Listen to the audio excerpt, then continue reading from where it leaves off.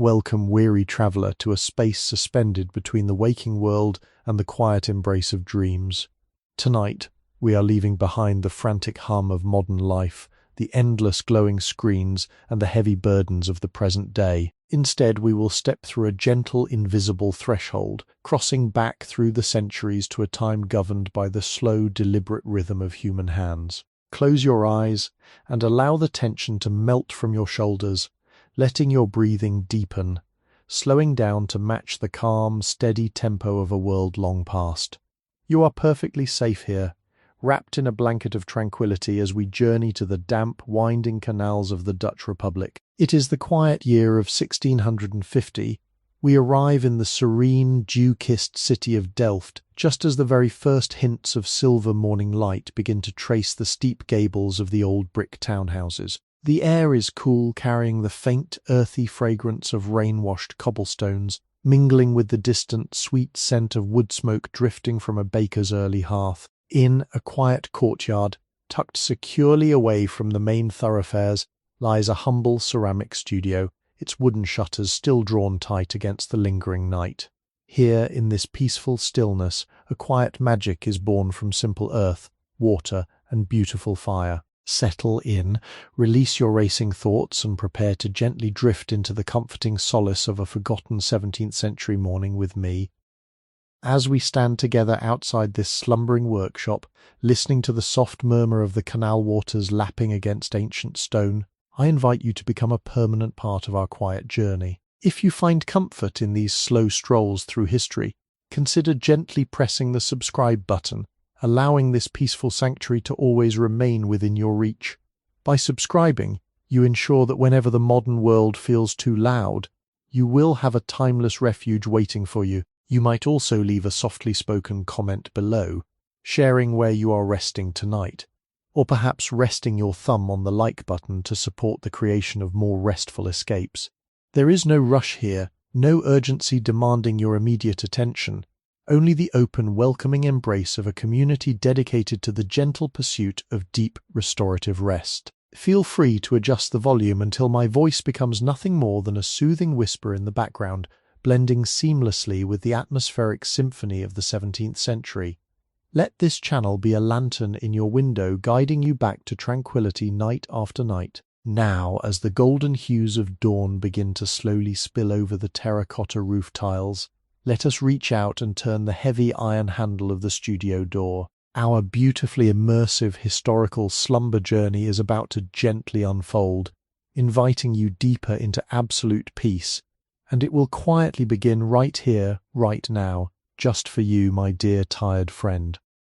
The morning mist in the city of Delft does not simply arrive, it blooms, it rises from the dark waters of the canal like a soft exhalation of the earth itself. It unfurls in thick, languid ribbons, drifting over the ancient stone embankments and weaving through the narrow cobbled alleys. The air is remarkably still, holding moisture suspended like microscopic diamonds, dampening the sounds of the waking world. There is a profound silence here, broken only by the gentle lapping of the canal water against the moss-draped bricks of the retaining wall. Each tiny wavelet creates a liquid whisper, a lullaby sung to this city for centuries.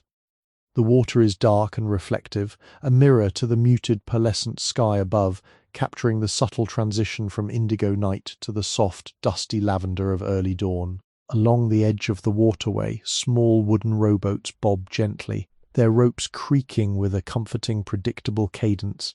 The dampness in the air carries a rich perfume of sweet water mingling with the loamy fragrance of fertile earth, the tang of green algae on the pilings, and the distant aroma of burning peat. This is a world suspended in moisture and shadow, a tranquil cocoon where time itself seems to move through a medium thicker than air, slowing every passing second into a beautifully stretched moment of absolute peace. Before us stands the facade of the ceramic glazing studio, a testament to the enduring craftsmanship of Dutch bricklayers. The structure is built from the iconic, hand-pressed clay bricks that define the architecture of the Republic, possessing a deep, warm character. They form a rich tapestry of colours that shift and change as the morning light washes over them. Some bricks are the colour of rusted iron, while others lean towards a burnt umber, a toasted orange, or a soft, dusty rose. They are bound together by thick, creamy mortar, its surface rough and textured, bearing the subtle indentations of the trowels that smoothed it into place many decades ago. Over the years, the damp climate of Delft has encouraged a delicate ecosystem to thrive upon this wall. Velvety carpet of emerald green moss has settled into the deepest crevices, softening the harsh angles of the masonry. Tiny, delicate tendrils of creeping ivy trace their way upward, their heart-shaped leaves glistening with perfect spherical drops of dew. If you were to reach out and rest your palm against the brickwork, you would feel the distinct porous texture of the baked clay, cool and slightly clammy to the touch, retaining the chill of the night. You would feel the history embedded in its uneven surface, the countless seasons of rain and sun, frost and thaw that have weathered it into a state of beautiful, dignified imperfection. It is a wall that does not boast but rather stands with a quiet, grounded stoicism, offering shelter to the delicate artistry within. At the centre of this beautifully aged facade rests the heavy, formidable entrance to the studio, a door crafted from solid, deeply aged oak. The wood is exceptionally dark, almost black in the shadowed alcove, having been treated with oils and waxes over the years to protect it from the relentless damp. The grain of the oak is pronounced, weaving intricate, undulating patterns across the thick planks, a topographical map of the ancient tree from which it was hewn.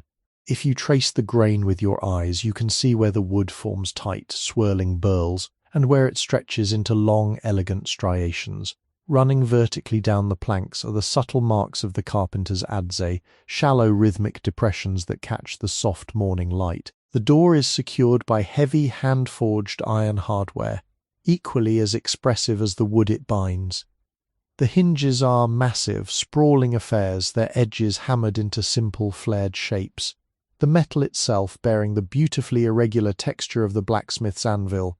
The iron has developed a rich, dark patina, a matte charcoal grey that absorbs the light, punctuated by tiny blooming patches of warm reddish-brown rust, where the protective oils have worn away. The handle is a sturdy, curved latch, worn perfectly smooth on its underside by generations of potters who have grasped it before us.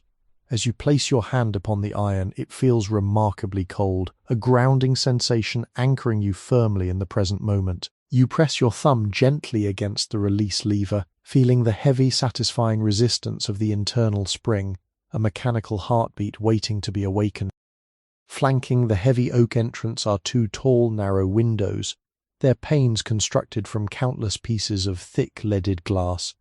These are not the vast, clear sheets of modern times, but rather intricate mosaics of small, diamond-shaped panes, held together by a lattice of soft, dark lead cames. The glass itself is a marvel of 17th-century craftsmanship, full of delightful, unpredictable flaws. It is thick and uneven, possessing a slightly viscous quality, as if it were still a slow-moving liquid frozen in time. Throughout the panes, tiny air bubbles are trapped, suspended within the clear expanse like microscopic silver constellations. The surface of the glass is never perfectly flat. It ripples and warps with subtle undulations, distorting the world outside into soft, impressionistic watercolor paintings. As the dawn light attempts to penetrate the studio, it does not simply pass through the window, it is caught, bent, and refracted by the irregularities in the glass.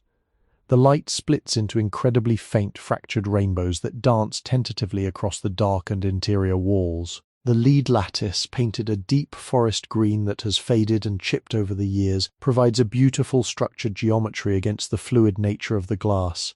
Condensation has gathered on the exterior of the glass during the cool night, forming a fine, milky film of moisture that slowly gathers into larger, heavy droplets. You watch as one droplet finally yields to gravity, tracing a erratic silver pathway down the pane, clearing a tiny, pristine channel through the fog, offering a fleeting glimpse into the quiet sanctuary that awaits within. Finally, with a gentle, deliberate push, the iron latch yields with a soft, resonant click, and the heavy oak door swings inward. It moves slowly, the thick hand-forged hinges uttering a low, drawn-out groan that seems to harmonize perfectly with the distant creak of the canal boats.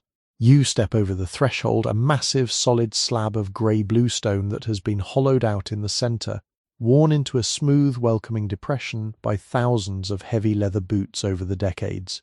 This worn stone is a physical testament to the enduring rhythm of labour, a silent monument to the daily passage from the outside world into the realm of creation.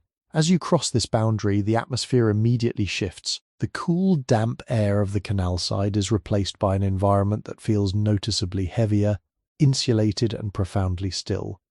The sound of the exterior world, the lapping water, the distant cry of a gull is abruptly muffled, swallowed by the thick brick walls and the density of the air inside. New, intoxicating aroma envelops you, completely replacing the scent of the morning mist. It is the deep, grounding smell of raw, wet river clay, earthy and rich, mingling with the sharp, distinct tang of metallic oxides used for colouring the glazes. Beneath that, there is the dry scent of wood ash and the faint memory of pine resin from the massive kilns sleeping in the back of the workshop. The floorboards beneath your feet are wide, irregular planks of rough-hewn pine, greyed with age and permanently dusted with a fine, pale powder. You have officially entered the heart of the Delft ceramic studio, a quiet, sacred space where the slow, meticulous transformation of mud into masterpiece is about to begin. Standing just inside the heavy oak door, your eyes slowly adjust to the profound, velvety shadows of the interior. The morning sun, now inching slightly higher above the distant, damp rooftops of Delft, finally finds the perfect angle to pierce through the thick, imperfect leaded glass of the front windows. It does not simply flood the room, instead it casts a single concentrated beam of pale golden light that slices diagonally through the thick atmospheric gloom. This solitary column of illumination acts as a natural gentle spotlight, revealing a hidden microscopic ballet taking place in the seemingly empty air. Suspended within this glowing shaft are millions of tiny weightless particles, a mesmerizing floating constellation of dust motes. But this is not ordinary neglected house dust. This is the pulverized airborne essence of the studio itself. There are microscopic flakes of dried pale grey river clay, tiny fibres shed from heavy linen aprons, and infinitesimally small shards of wood gracefully shaved from a carpenter's plane. They do not fall to the floor. They float, drifting on imperceptible thermal currents generated by the ambient coolness of the room meeting the slight, tentative warmth of the newborn sun. Their movement is hypnotic, impossibly slow and entirely devoid of urgency. They rise, they gently spiral, they softly collide and separate, catching the light like microscopic flecks of crushed, shimmering mica before vanishing silently back into the surrounding darkness. You could stand here for hours simply watching this silent, suspended choreography, a beautiful floating testament to the atmosphere of creation. The light itself seems almost tangible, possessing a soft, diffuse quality, painting a warm, elongated trapezoid upon the rough grey floorboards. Where the beam gently touches the wood, it highlights the heavy blanket of chalky white powder that rests perpetually upon every horizontal surface, a soft snow of dried slip and crushed powdery glaze. As you step deeper into the quiet sanctuary, moving softly so as not to disturb the profound stillness, your attention is drawn to the centre of the room, where the massive preparation tables command the space. These are not delicate pieces of furniture, they are robust, utilitarian monoliths built to withstand decades of heavy rhythmic labour, constructed from thick solid slabs of dense elm wood. Their surfaces tell the silent, tactile story of 1,000 mornings past. You reach out, letting the pads of your fingers glide slowly across the tabletop.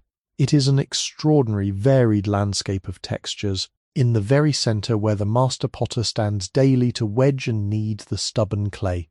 The wood has been worn impossibly smooth, polished to a dull satin gleam by the relentless, repetitive friction of calloused hands and wet earth. Moving outward from this incredibly smooth epicenter, the wood becomes a chaotic, beautiful topography of history. There are deep, crescent-shaped gouges where a sharp trimming tool may have once slipped off a leather-hard bowl. There are long, remarkably straight scores etched by the taut brass wire used to effortlessly slice through massive blocks of raw material. Every scratch, every dent, and every rounded edge has been softened by the continuous pervasive coating of microscopic clay dust, which has settled deep into the porous grain of the elm, turning the once rich, dark brown wood into a muted, beautifully pale driftwood grey. In the absolute quiet, you can almost hear the phantom rhythm of the wedging process.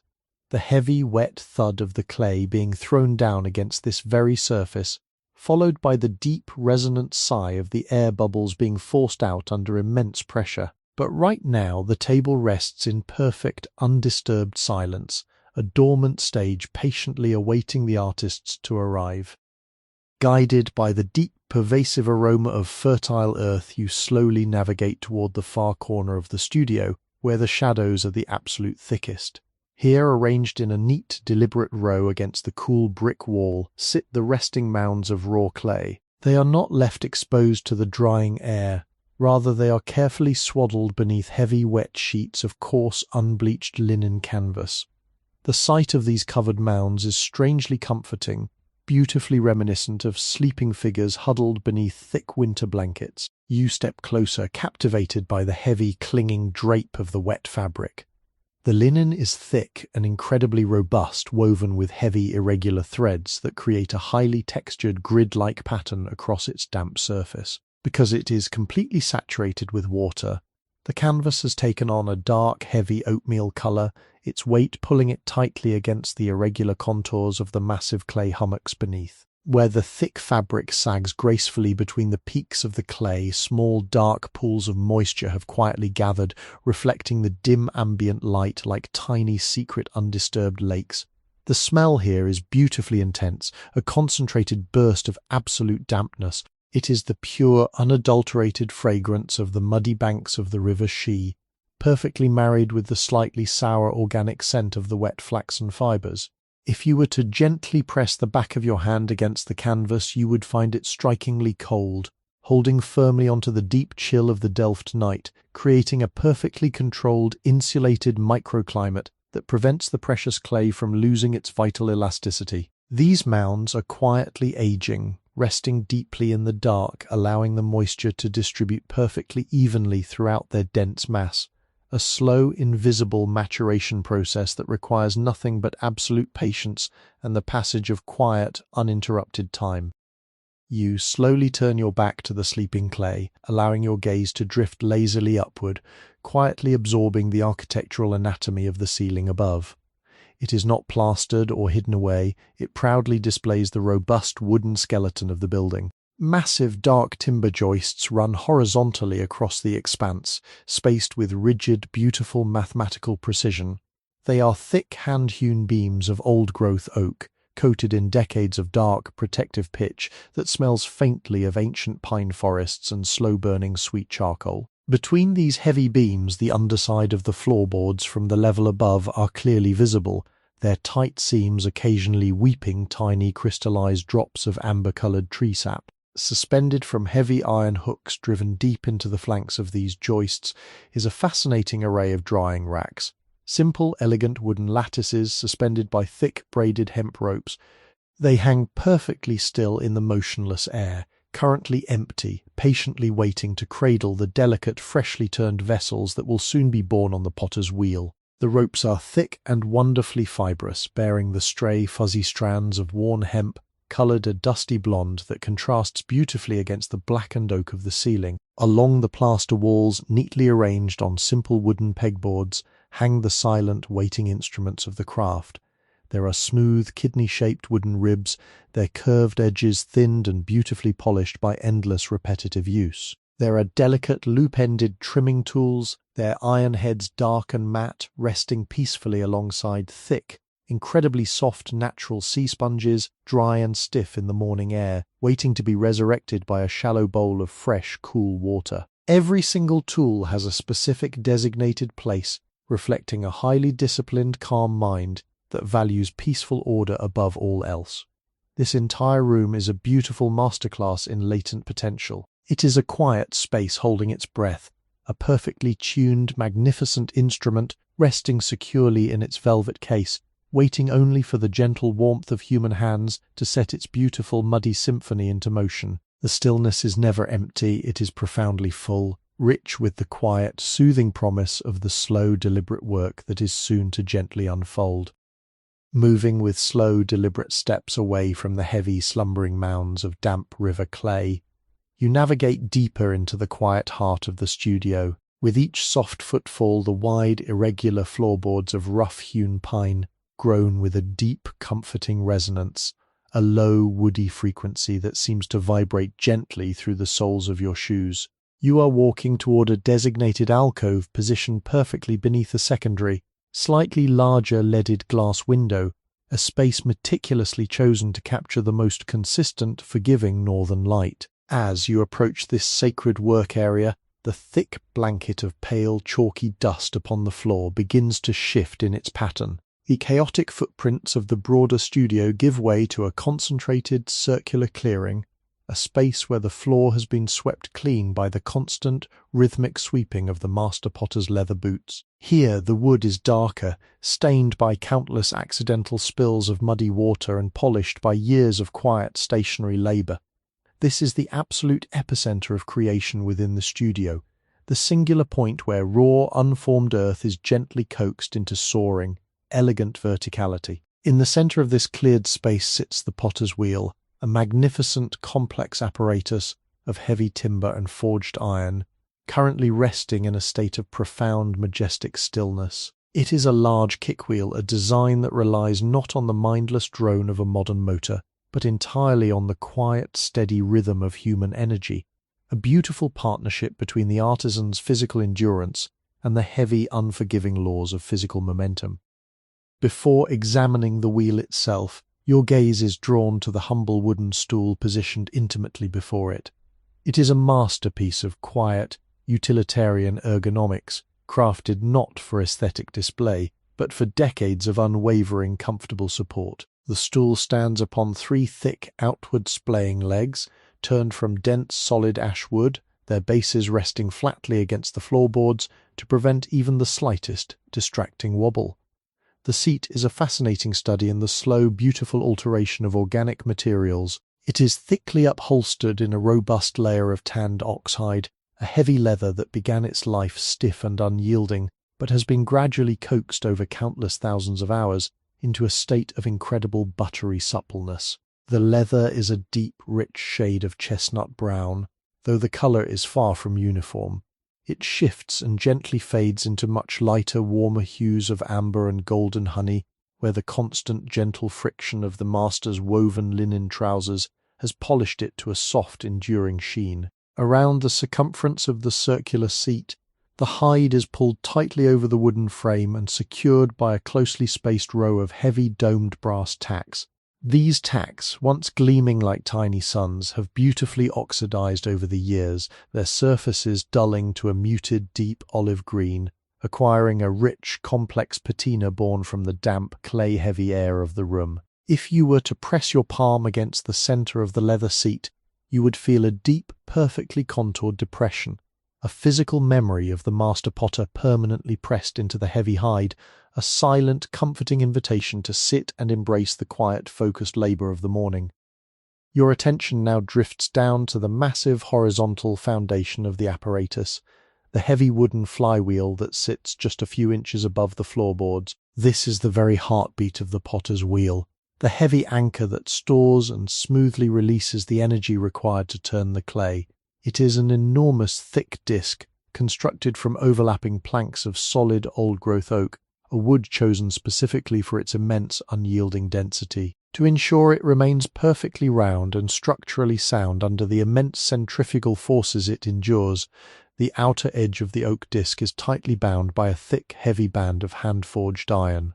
The iron hoop is dark and completely matte, possessing the rough, wonderfully tactile texture of blackened soot and hammer strikes, locked onto the wood with such incredible tension that it seems to have fused perfectly with the oak. The very centre of this massive flywheel is pierced by a thick vertical iron axle, the central spine of the entire machine.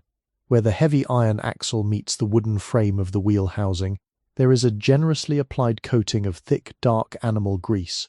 The grease smells profoundly rich and earthy, a heavy, almost sweet aroma of rendered tallow and crushed flaxseed that completely overpowers the lighter scent of the clay in this immediate enclosed corner. In the absolute quiet of the morning, you can easily imagine the low, rhythmic, mesmerizing rumble this massive wooden disc produces when set into motion.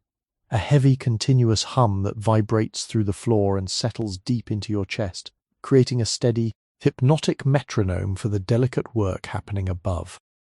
Following the thick, dark iron axle upward, your eyes finally arrive at the throwing head, the small circular wooden platform where the actual magic of transformation occurs. Unlike the massive, heavy oak flywheel below, this upper disc is remarkably modest in its size, crafted from a lighter, finer-grained fruitwood, likely pear or apple, chosen for its smooth, splinter-free finish. The surface of this throwing head is a captivating abstract painting composed entirely of dried river mud. It is completely coated in a thin, pale, chalky layer of dried slip, the liquid clay that acts as a gentle lubricant between the potter's warm hands and the spinning vessel. Worn deep into the surface of this slip and into the fruitwood itself is a mesmerizing series of perfect concentric circles. These delicate circular grooves are the physical echoes of 1,000 centering processes, perfectly spaced rings that draw the eye inexorably toward the absolute mathematical center of the disc. Looking at these endless rings, you feel a profound sense of balance and focus, a gentle hypnotic pull that quiets the mind and demands absolute presence. There is a tiny, shallow indentation at the very center of the smallest circle, a microscopic bullseye where the potter's thumbs have pressed down millions of times to open the spinning mound of clay. It is a tiny, unassuming focal point that represents the origin of countless beautiful, functional objects, a silent testament to the incredibly precise, repetitive nature of this ancient, beautiful craft. Resting on the floorboards just to the right of the massive wooden kickwheel is a large, beautifully aged water basin, an absolutely vital companion to the potter's wheel. It is a heavy, bucket-shaped vessel constructed from thick sheets of beaten copper, a metal that has reacted magnificently to the constant presence of water and atmospheric moisture. The exterior of the copper basin is completely enveloped in a breathtaking complex patina, a thick, velvety layer of verdigris that ranges in color from a bright, startling turquoise to a deep, muted forest green, mimicking the moss that clings to the brick facade outside. The rim of the basin is rolled and thickened for strength, the copper there worn back to its original warm reddish-brown hue by the constant repetitive scraping of the master's wooden tools. Inside the basin, the water sits perfectly, impossibly still, acting as a flawless dark mirror in the dim morning light. Because the water has been resting completely undisturbed throughout the long, quiet night, the heavy clay particles suspended within it have slowly, peacefully drifted to the bottom, forming a thick, milky white layer of incredibly fine, silty sediment. The water above this soft sediment is wonderfully clear, carrying the sharp, clean, metallic scent of wet copper mingling perfectly with the earthy sweetness of the dissolved clay. Floating lazily upon the remarkably still surface of this water is a single, large, natural sea sponge. It is a beautiful organic object, its porous, deeply textured body colored a soft golden ochre, holding onto the moisture like a tiny resting cloud. It bobs ever so slightly as a microscopic vibration travels through the floorboards, a silent, gentle nod to the slow, peaceful morning that is unfolding in this beautiful, suspended moment in time. Stepping softly away from the perfectly still, waiting presence of the master's kickwheel, we drift further along the perimeter of the quiet studio, tracing the path of the cool, exposed brick wall. As we move away from the damp, humid microclimate of the raw clay, the atmosphere in the room begins to subtly, beautifully change. The air here feels remarkably drier, losing its heavy, wet earthiness and replacing it with a delicate, almost brittle crispness. New, complex symphony of scents gently presents itself to your senses. It is a dry, powdery aroma carrying the faint, sharp tang of alkaline salts, the deep, ancient scent of crushed minerals, and a very subtle, almost imperceptible metallic whisper that lightly coats the back of your tongue. You have arrived at the studio's glaze apothecary, a towering, magnificent wall of wooden shelves that stretches from the dusty floorboards all the way up to the shadowed, heavily beamed ceiling. These shelves are not crafted from the fine, polished woods of the front rooms, but are built from thick, unpretentious planks of rough-sawn pine, chosen purely for their immense strength and utilitarian endurance. Over the years, the sheer, concentrated weight of the materials they bear has caused the thick horizontal planks to bow ever so slightly in their centres, creating a gentle, undulating wave across the length of the wall. The wood is completely untreated, permanently stained and dusted with a magnificent spectrum of pastel powders, a muted, chaotic rainbow of spilled secrets that have settled deep into the porous grain of the ancient pine over decades of careful, measured use. Resting upon these wonderfully bowed shelves is an expansive, mesmerizing collection of hand-blown glass jars, the silent guardians of the studio's most guarded, precious secrets. There are hundreds of them, varying wildly in shape and size, huddled together in tight, protective clusters. Because they were born from the fiery breath of local glass blowers rather than the cold precision of a factory, no two vessels are exactly alike. Some are stout and bulbous, possessing a wide, comforting girth, while others are tall and elegantly slender, their necks tapering into delicate, narrow openings. The glass itself is thick and remarkably heavy, possessing a faint, beautiful tint of pale sea green or smoky amber, a natural result of the wood ash fluxes used in their creation. As the wandering beam of morning light finally grazes the edge of this vast collection, the jars seem to quietly awaken. The thick, uneven glass catches the gentle light, capturing it within their curved walls and creating a soft, luminescent glow that pushes back against the encroaching shadows. If you lean in closely, you can see the fascinating imperfections trapped forever within the glass. Tiny, stretched air bubbles suspended like frozen, microscopic teardrops, and the rough, circular pontil marks on their bases where the glassblower's iron rod was sharply snapped away. Each jar is securely sealed with a thick, hand-cut stopper of natural Portuguese cork, pressed tightly into the glass neck to perfectly protect the volatile powders within from the dampness of the canal air. The corks emit a dry, warmly woody fragrance that perfectly complements the sharp mineral notes of the surrounding atmosphere, completing the unique, complex perfume of this alchemical corner.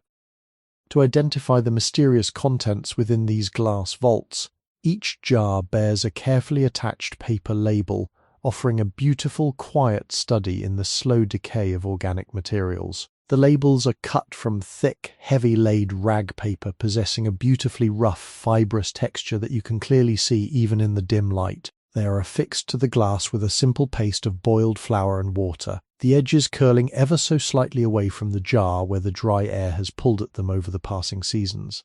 The paper, once a crisp, pristine white, has gracefully aged into a spectrum of warm, comforting tones ranging from the colour of pale ivory to a deep, toasted parchment. Written upon these labels, in a sweeping, elegant 17th-century cursive script, are the names of the elemental powders sleeping within. The master potter has used a dark iron gall ink, a liquid that bites deeply into the fibres of the paper. Over the years, the incredible chemistry of the ink has slowly oxidized, shifting from a stark, absolute black to a rich, dimensional shade of dark sepia, fading gently at the edges of the loops and whorls of the letters. You can clearly read the names of the Earth's hidden treasures, silica, feldspar, kaolin, and the crucial heavy lead oxide that provides the finished glazes with their characteristic, brilliant, glass-like sheen. Each beautifully written word is a silent promise of the transformative magic that will eventually take place within the roaring, unimaginable heat of the kiln, a delicate, fragile label attempting to categorize the raw elemental power of the earth itself. Your gaze slowly wanders to a large, particularly prominent jar, resting comfortably on a shelf at perfect eye level. The label on this stout vessel reads tin oxide, and the powder resting within it is the very foundation of the legendary Delftware style. Looking through the thick, greenish glass, you see a material of absolute, stark, blinding whiteness. It is a powder so incredibly fine, so utterly devoid of coarse grit, that it behaves almost like a heavy, sluggish liquid when the jar is gently tilted. It clings perfectly to the inside of the glass, coating it in a flawless, opaque film that light absolutely cannot penetrate. This brilliant, snowy powder is the magical ingredient that, when carefully suspended in the liquid glaze, completely masks the humble yellow-grey colour of the local river clay. It provides the smooth, milky white, perfectly blank canvas upon which the delicate, intricate paintings will eventually be applied. Staring at this dense white void in the jar, you can almost envision the perfectly smooth, glossy surface of a finished plate, cool to the touch and gleaming under the candlelight of a wealthy merchant's dining room. The powder appears so soft, so impossibly pure, that it evokes the comforting image of a pristine, untouched field of deep winter snow, waiting quietly under a pale grey sky for the very first footprints to break its flawless, serene surface. It is the colour of absolute potential, a quiet, waiting emptiness that beautifully anticipates the arrival of the artist's careful, deliberate brushstrokes.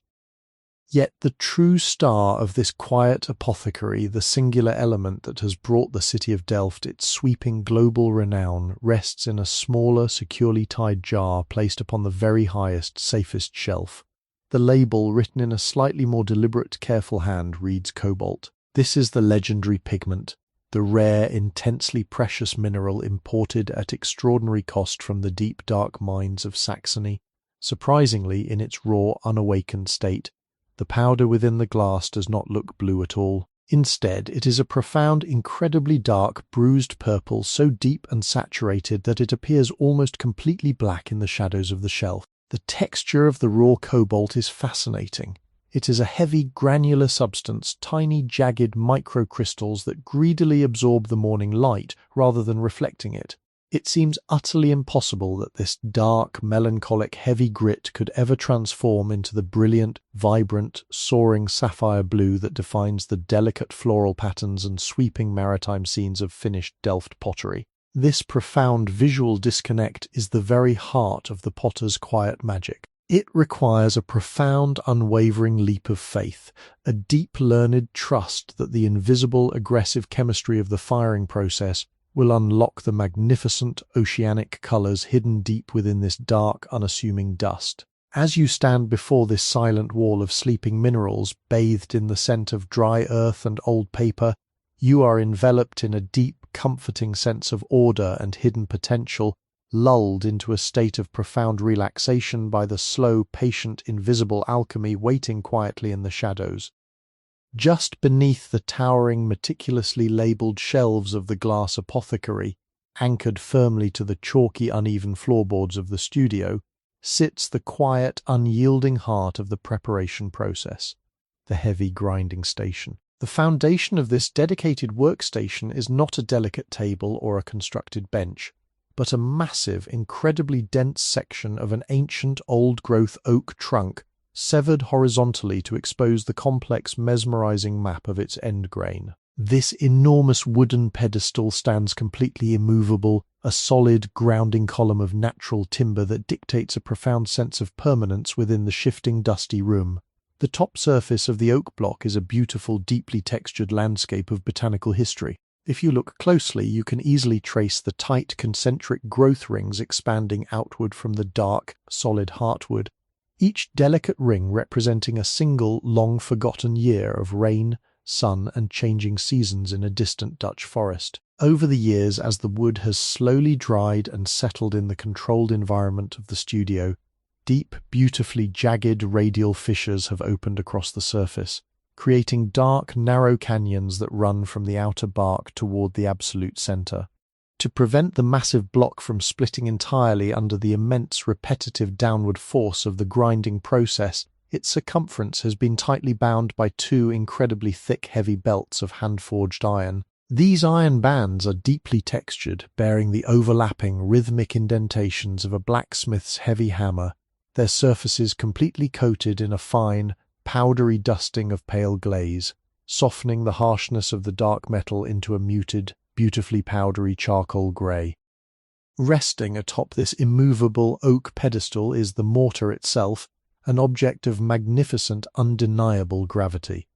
It is a colossal heavy bowl carved entirely from a single monolithic chunk of dark volcanic basalt, a stone chosen specifically for its extreme density and absolute resistance to wear. The exterior of the heavy basin has been left intentionally rough, maintaining the raw, unpolished character of the earth from which it was quarried. As you run your fingertips gently along its outer curves, you feel a wonderfully coarse, abrasive topography of tiny, shallow pits and raised crystalline ridges, a highly tactile, slightly cold surface that provides a perfect slip-resistant grip for the potter's dusty hands. However, the interior of the heavy stone bowl offers a completely different, breathtakingly contrasting sensory experience.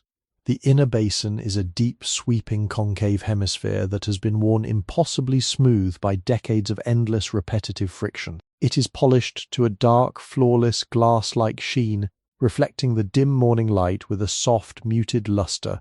Despite its incredible smoothness, the interior is not entirely clean, clinging tenaciously to the absolute bottom of the heavy basin. Pressed into microscopic, invisible imperfections in the polished stone, is a faint, ghostly residue of the last mineral that was prepared here. It is a very fine, incredibly thin halo of pale, dusty pink powder, the lingering memory of a crushed manganese oxide waiting patiently to be washed away, offering a subtle, beautiful hint of warm color against the deep, cold blackness of the resting volcanic rock. Lying quietly across the wide rim of the heavy basalt bowl is the pestle, the perfect heavy counterpart to the waiting mortar. It is not crafted from the same dark stone, but rather from a remarkably thick, beautifully turned piece of lignum vitae, an exotic, profoundly heavy wood imported from the distant tropics, renowned for its incredible, almost metallic density. The wood is a mesmerizing study in deep, complex colors, weaving together dark, rich veins of espresso brown, deep olive green, and warm golden amber. The handle of the heavy wooden pestle is perfectly contoured, tapering into a slender, elegant neck that fits naturally and comfortably into the closed grip of a human hand. This upper section of the tool possesses a soft, lustrous amber glow, having been deeply nourished and polished over countless hours by the natural warm oils of the master's palms. In stark contrast, the heavy, bulbous, grinding end of the pestle tells a story of endless, abrasive labor. The smooth finish has been completely worn away here, exposing the raw, incredibly tight grain of the dense wood. The rounded bottom is permanently imbued with the chalky white ghost of pulverized silica and crushed tin, the powder having worked its way so deeply into the microscopic pores of the lignum vitae that it has essentially become one with the heavy wood, creating a beautifully dry, perfectly matted surface that feels remarkably like soft, warm chalk against your skin. In the profound silence of the morning, gazing at these two incredibly heavy objects, you can easily summon the phantom sound of their partnership, a low, rhythmic, continuous scraping rumble, a heavy, soothing, hypnotic vibration that echoes through the quiet studio like the slow, steady heartbeat of the earth itself.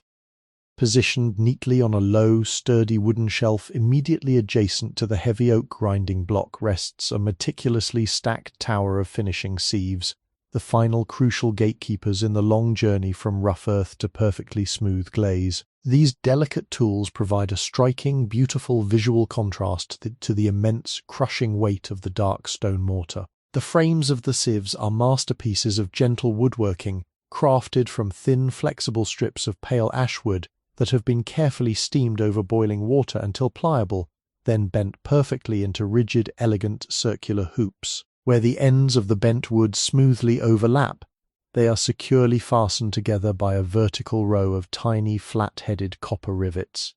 Over time, the humid air of the canal city has oxidized these tiny copper fasteners, transforming them from bright, gleaming metallic dots into beautiful muted blooms of soft, powdery verdigris, adding a delicate touch of faded organic color to the pale, dusty wood. The wood itself is dry and incredibly smooth to the touch, feeling completely weightless after contemplating the heavy, dense lignum vitae of the nearby pestle. The true marvel of these gentle instruments, however, lies in the intricate, mesmerizing mesh stretched tightly across their circular bottoms. This delicate webbing is not made of metal wire, which would quickly rust in the damp environment. but is meticulously hand-woven from the long, incredibly strong tail hairs of workhorses. The tension of the woven hair is absolute, pulled perfectly taut across the ash frame, so that it yields only slightly when gently pressed with the pad of a thumb. The tower is arranged in a highly specific logical order of increasing fineness. The sieve resting at the very top of the stack features a relatively coarse open weave, the dark, stiff horsehairs easily visible, forming a perfectly spaced geometric grid of tiny square windows. As your eyes travel down the meticulously organized stack, the weave of each subsequent sieve becomes remarkably tighter, the horsehairs chosen for their increasing thinness and woven with astounding microscopic density. The final sieve, resting securely at the very bottom of the tower, is a breathtaking marvel of quiet, dedicated patience. Its mesh is so incredibly fine, so densely packed, that it no longer resembles individual hairs, but rather a solid, translucent sheet of stiff, dark, shimmering fabric. When the wandering beam of soft morning light finally touches this specific sieve, the visual effect is purely hypnotic. The light does not simply pass through the microscopic grid. It is caught and fragmented by the thousands of tightly crossed fibers, creating a beautiful shifting moire pattern, a shimmering optical illusion of gentle, intersecting waves that seems to ripple and dance even when the sieve is perfectly still. Caught within this incredibly fine microscopic web are thousands of infinitesimally small weightless particles of white tin oxide, looking exactly like a light dusting of fresh, delicate frost clinging to a dark winter windowpane. Standing here in this quiet, dusty corner, breathing in the dry, complex scent of crushed minerals, ancient wood, and old oxidized copper, you are completely enveloped in a profound sense of purposeful order. The heavy, unyielding stone, the dense, polished wood, and the impossibly delicate woven hair all wait in perfect, absolute harmony, a complete, silent orchestra of texture and purpose, resting gently in the shadows, waiting patiently for the slow, beautiful labor of the day to softly begin. As the pale lavender light of the early morning begins to slowly thicken and deepen into a warmer, more substantial gold, the profound, isolated silence of the studio is gently broken.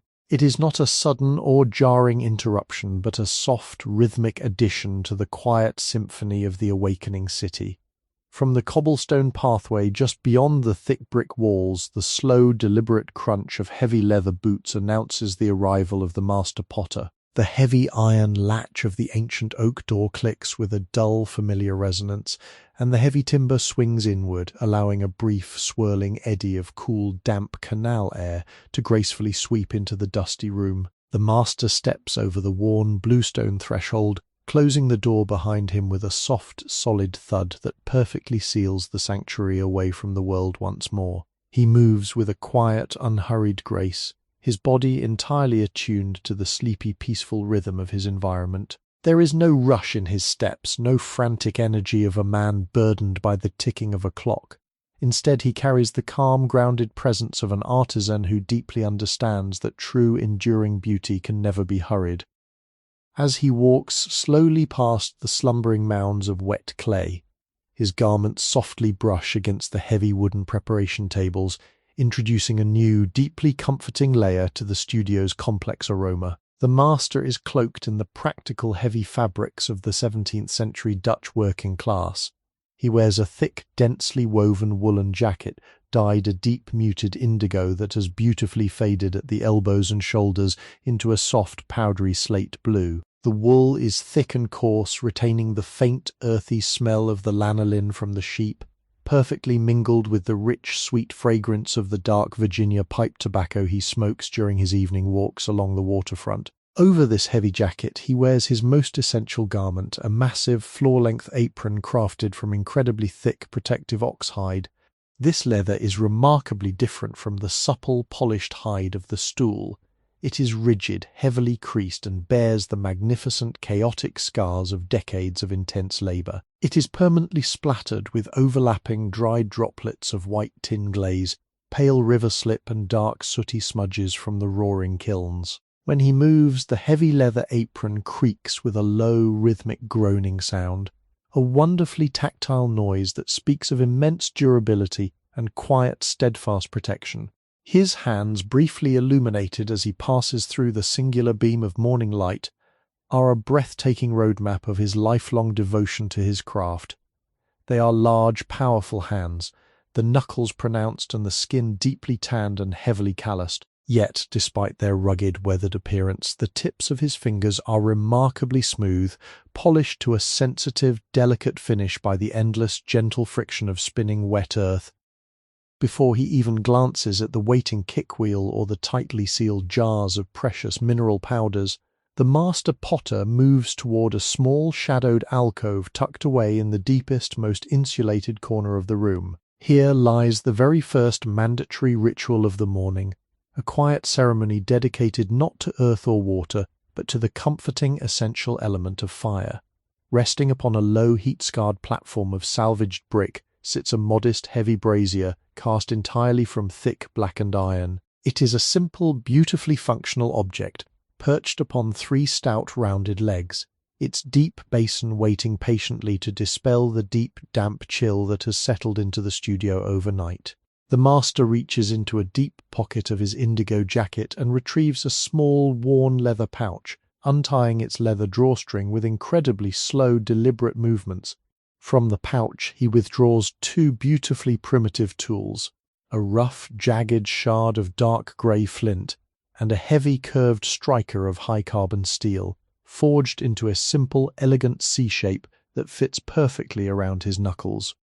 He kneels slowly before the cold iron brazier, the heavy leather of his apron pooling around his boots. From a small wooden box resting beside the bricks, he takes a pinch of dry, meticulously prepared tinder, a remarkably fine, fluffy nest of scraped linen fibers, and the downy, cotton-like fluff from dried river reeds. He places this delicate, highly combustible bird's nest gently into the very centre of the iron basin, holding the dark flint securely in his left hand.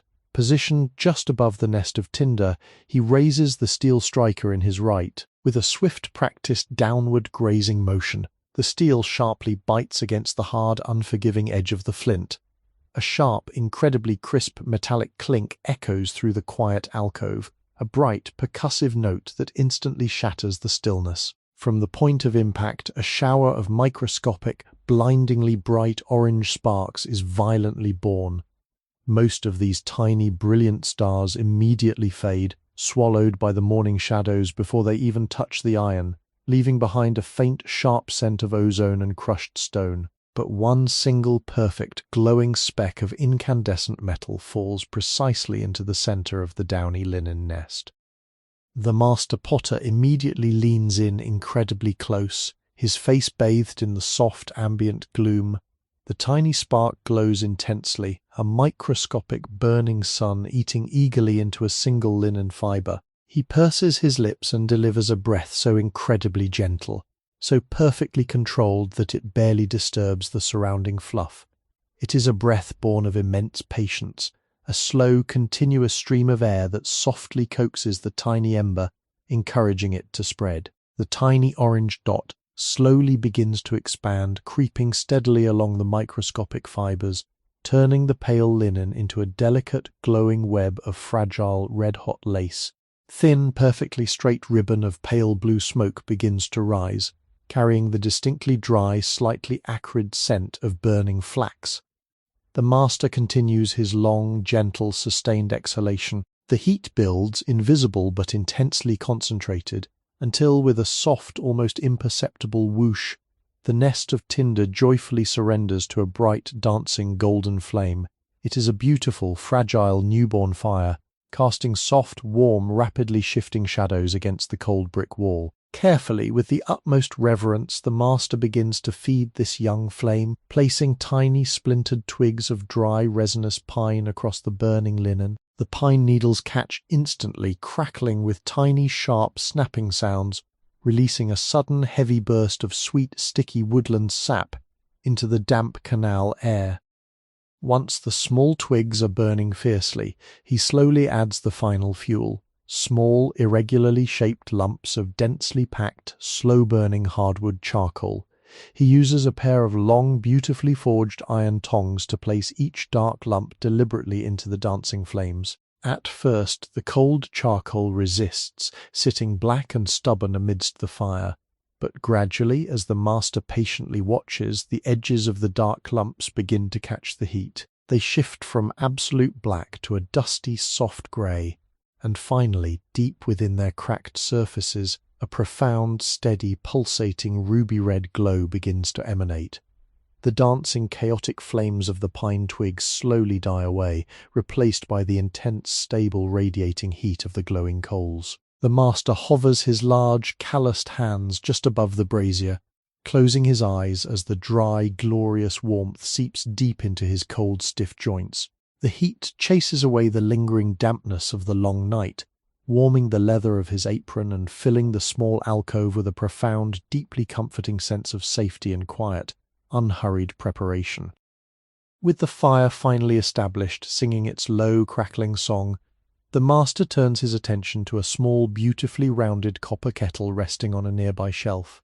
The kettle is profoundly blackened on its underside by years of exposure to the open coals, the soot forming a soft, matte velvet texture that perfectly absorbs the light. He fills the heavy kettle from a large, glazed stoneware jug containing fresh, sweet water, drawn earlier from a deep, clean city well, far away from the brackish flow of the canal. He gently places the kettle directly onto the glowing charcoal. Within moments, the absolute quiet of the alcove is joined by a new, profoundly soothing sound. It begins as a microscopic, high-pitched singing deep within the copper, as the very first tiny bubbles of air begin to form and release against the hot metal bottom. This faint metallic hum slowly deepens, transitioning into a gentle, rhythmic, rolling simmer, a watery heartbeat that harmonizes beautifully with the occasional soft pop of the burning charcoal. Thin, graceful plume of pure white steam begins to lazily curl from the elegant curve of the spout, weaving its way upward into the dark, timbered ceiling. To complete his quiet morning ritual, the master takes a deeply personal object from the shelf, his own private drinking vessel. It is a remarkable piece of pottery, entirely distinct from the flawless, highly sought-after masterpieces he sells to the wealthy merchants. This small, stout mug is a beautiful, cherished failure. During an experimental firing many years ago, the thick white tin glaze had stubbornly refused to adhere properly, pulling back and crawling during the intense heat, leaving large, irregular patches of the raw, coarse, deeply red river clay completely exposed. While a merchant would discard it as ruined, the master kept it, finding immense beauty in the stark, tactile contrast between the perfectly smooth, glassy white islands of glaze and the rough, porous, deeply textured red earth. He drops a small handful of dried yellow chamomile flowers and a single hard, star-shaped pod of black aniseed into the bottom of this imperfect mug. He lifts the heavy, steaming copper kettle and pours the boiling water over the herbs. Instantly, the dry ingredients awaken, swelling and releasing a magnificent, deeply soothing cloud of fragrant steam. The sweet apple-like aroma of the chamomile perfectly intertwines with the sharp, warm licorice scent of the anise, creating a rich, heady perfume that completely banishes the smell of raw clay from the alcove. The master wraps his large, warm hands completely around the hot, textured ceramic of the beautifully flawed mug, absorbing its heat. He stands perfectly still before the glowing embers, staring deeply into the rising steam, his mind slowly clearing, his breathing perfectly aligned with the quiet, simmering water, deeply, entirely ready to face the beautiful, slow, solitary labor of the long day ahead. With the final, deeply comforting sip of his herbal tea resting warmly in his chest, the master potter gently sets his beautifully flawed mug upon the heavy wooden ledge near the brazier. The morning ritual is complete, the mind is settled, and the body is now fully prepared to engage with the immense, heavy physical labor that awaits. He turns slowly his heavy leather apron, groaning a low, familiar greeting, and walks back toward the darkest, coolest corner of the studio, where the massive, slumbering mounds of raw river clay wait in absolute silence beneath their thick, damp blankets of heavy linen canvas. As he approaches this humid microclimate, The air grows noticeably heavier, laden with the profound, dense scent of the ancient riverbed. The master reaches out with his large, calloused hands, gently grasping the stiff, wet edge of the canvas covering the nearest mound. He does not pull it off hurriedly. Instead, he peels it back with incredible, deliberate slowness, a quiet gesture of profound respect for the sleeping earth. As the heavy fabric lifts away, it makes a wonderfully thick, wet, peeling sound, a slow, sticky separation that reveals the dark, cold, glistening mass resting beneath. Sudden, almost imperceptible wave of distinct coolness radiates outward from the exposed clay, a trapped pocket of the deepest night air finally released into the warming room. The raw material before him is a magnificent, unrefined testament to the geological history of the Dutch landscape. This is not the pristine, perfectly white porcelain of the distant East, but rather a humble, incredibly rich, iron-bearing earth dredged directly from the muddy, slow-moving shallows of the nearby rivers. In its wet, resting state, the clay possesses a complex, utterly fascinating colour. It is a deep, murky shade of yellowish-grey, bordering on a soft, muted olive green in the deepest shadows, its surface smooth and beautifully glossy where the condensation from the damp linen had gently pooled overnight. This specific mound has been resting here for many long months, undergoing a vital, invisible transformation known to the old guild members as the souring process. In the profound, uninterrupted darkness, microscopic organic life within the river mud has slowly consumed the tiny fragments of ancient roots and decaying autumn leaves, breaking them down and releasing complex acids that miraculously increase the ultimate elasticity and workability of the clay. Because of this long, quiet maturation, the scent rising from the mound is incredibly rich and deeply intoxicating. It smells intensely of an ancient, undisturbed forest floor after a heavy, soaking autumn rain, perfectly mingled with the sharp, clean, aquatic tang of fresh algae and the deep, sweet, mineral heaviness of wet iron. It is the purest, most concentrated essence of the raw earth, patiently waiting to be tamed. To claim his portion for the morning's work, the master does not use a shovel or a blade, which would clumsily compress and damage the delicate internal structure of the resting mass.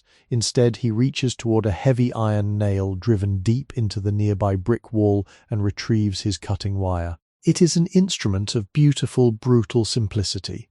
The tool consists of a single, long strand of tightly twisted brass wire, its surface dull and heavily oxidized, capped at both ends by two small, perfectly smooth, cylindrical toggles of dark, polished walnut wood. The wooden handles are permanently stained, a pale, ghostly grey by decades of continuous contact with the dusty clay. The master wraps the stout walnut toggles firmly around his thick index fingers, pulling his hands apart until the twisted brass wire is pulled impossibly taut, humming with a high, almost imperceptible tension. He leans over the massive, gleaming mound of yellow-grey earth, positioning the taut wire across the very top. With a slow, fluid, downward motion of his arms, he pulls the brass wire directly through the dense, heavy body of the clay. The wire does not slice cleanly like a sharpened knife. Rather, it tears its way through the dense mud on a microscopic level, producing a deep, resonant, vibrating thrum that you can feel low in your chest. As the brass wire effortlessly reaches the bottom of the mound, the master pulls it free and gently grasps the severed section, pulling it away from the mother mound, the two halves of the clay separate with a thick, wet, incredibly satisfying suction sound. The newly exposed cross-section of the earth is a breathtaking temporary landscape. Unlike the smooth, glossy exterior, this internal face is intensely matte and beautifully textured, bearing the microscopic parallel striations left behind by the twisted ridges of the brass wire. But more importantly, the sliced surface reveals a chaotic, hidden universe of tiny, dark, glistening voids. These are thousands of microscopic air pockets, tiny bubbles of gas trapped deep within the dense mud during the long, invisible souring process. If left entirely alone, these innocent-looking voids would become devastating, explosive pockets of steam within the unimaginably high heat of the firing kiln, capable of violently shattering a delicate vessel into 1,000 irrecoverable pieces. The master stares at this porous, imperfect cross-section for a long, quiet moment, acknowledging the silent, waiting enemy. The heavy, unyielding earth must now be rigorously disciplined, its chaotic internal structure completely broken down and forcefully unified through the intense, rhythmic, physical demands of the wedging table. He lifts the massive, severed block of cold clay, a chunk easily weighing 40 pounds, cradling its immense, dense weight against the thick, protective leather of his heavy apron. He carries it slowly across the chalky floorboards toward the massive, solid elm-wood preparation table that commands the center of the room. With a sudden, surprising burst of fluid-controlled energy, he raises the heavy block of earth high above his head and brings it crashing downward onto the smooth, pale center of the elm wood. The impact is staggering, an incredibly loud, thunderous, wet smack that instantly shatters the quiet atmosphere of the studio, echoing sharply against the heavy timbered ceiling and sending a microscopic, invisible cloud of pale, chalky dust dancing briefly into the soft morning light. The heavy elm table absorbs the immense shock flawlessly, emitting only a deep, resonant, woody sigh of protest. The heavy block of yellow-grey clay now sits firmly adhered to the polished wood, flattened slightly at its base, waiting patiently for the rhythmic dance to begin. The master potter places his large, powerful hands firmly on the far side of the heavy mound, his fingers naturally finding their grip along its damp, cold contours. He leans his entire upper body forward, utilizing the profound, absolute weight of his shoulders and chest to push the dense mass of clay downward and aggressively away from him. The earth fiercely resists, its thick, sticky nature fighting against the movement.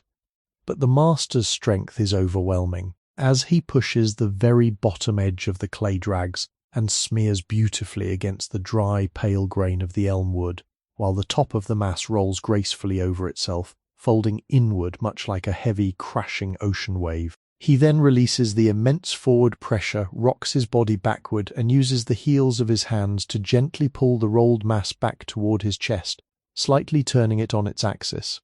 He repeats this exact, forceful motion, pushing fiercely down and away, rolling, pulling back, and turning. Down, roll, pull, turn. Within mere moments, a profound, hypnotic, perfectly timed rhythm is established.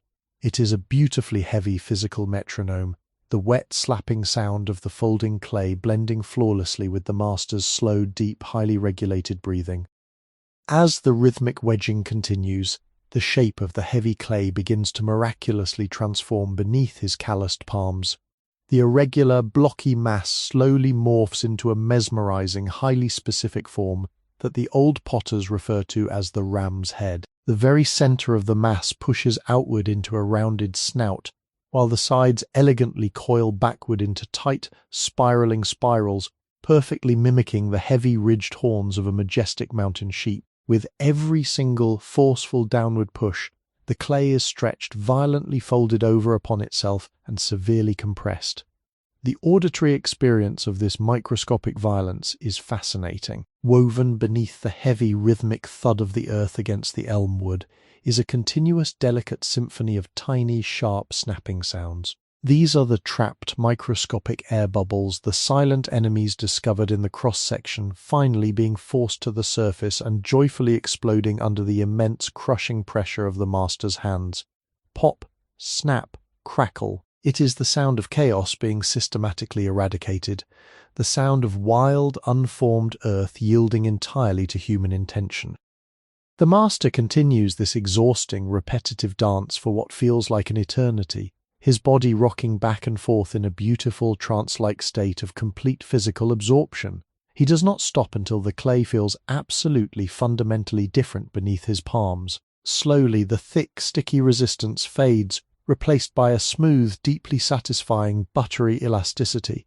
The color of the earth seems to unify, the streaks of darker moisture perfectly blending into a flawless, homogeneous shade of soft, warm olive grey. With one final, sweeping, elegant motion, he rolls the massive ram's head forward, tucking the spiraling edges completely underneath, forming the clay into a perfectly smooth, towering, flawless bullet shape.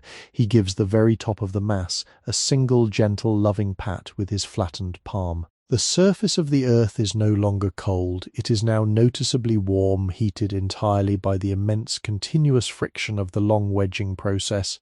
It is perfectly smooth, entirely void of any treacherous air, and beautifully eagerly responsive to the slightest touch. The raw, sleeping mud of the riverbed has been fully awakened, disciplined, and flawlessly prepared.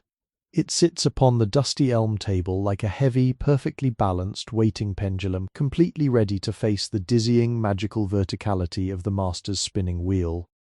The master potter slowly slides his large, heavily calloused hands beneath the perfectly wedged, warm bullet of prepared earth, lifting it from the pale, chalky surface of the elm-wood table. Despite its immense density, he carries the heavy mass with an effortless, practiced grace, cradling it gently against the thick, protective barrier of his rigid leather apron. As he navigates the short, familiar distance back to the quiet, waiting alcove of the kickwheel, his heavy boots trace the exact same path they have worn into the pine floorboards over decades of slow, deliberate mornings.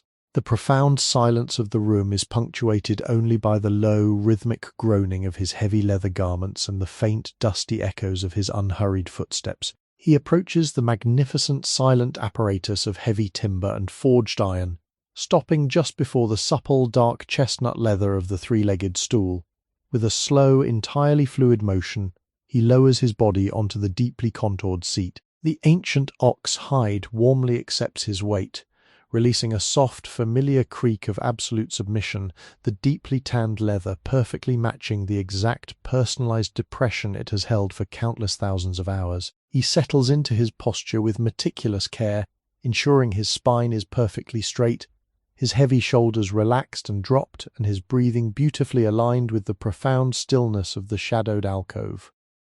Before him rests the small, circular throwing head, crafted from smooth, fine-grained fruit wood, its pale surface completely dominated by the mesmerizing concentric rings of dried, chalky slip. He leans forward slightly, holding the heavy bullet of clay entirely aloft, his intensely focused gaze locking onto the microscopic shallow indentation at the absolute mathematical center of the wooden disc. With a swift, perfectly calculated downward thrust of his arms, he brings the heavy mass of earth crashing down onto the fruitwood. The impact produces a magnificent, dense, wet thud that instantly resonates through the heavy wooden frame of the machine, a deeply satisfying sound of profound, absolute contact. The clay adheres instantly to the dry wood, spreading slightly at its base from the sheer force of the blow, to ensure the mass does not violently tear itself free during the intense centrifugal forces to come. The master uses the strong, blunt pad of his right thumb to forcefully smear the very bottom edge of the raw clay deeply into the wooden throwing head, completely sealing the seam and locking the earth firmly into its designated place. The raw, yellow-grey dome now sits quietly in the center of the wheel, an unformed mountain of immense potential patiently awaiting the breath of motion. Now the quiet, heavy labor of momentum must slowly begin.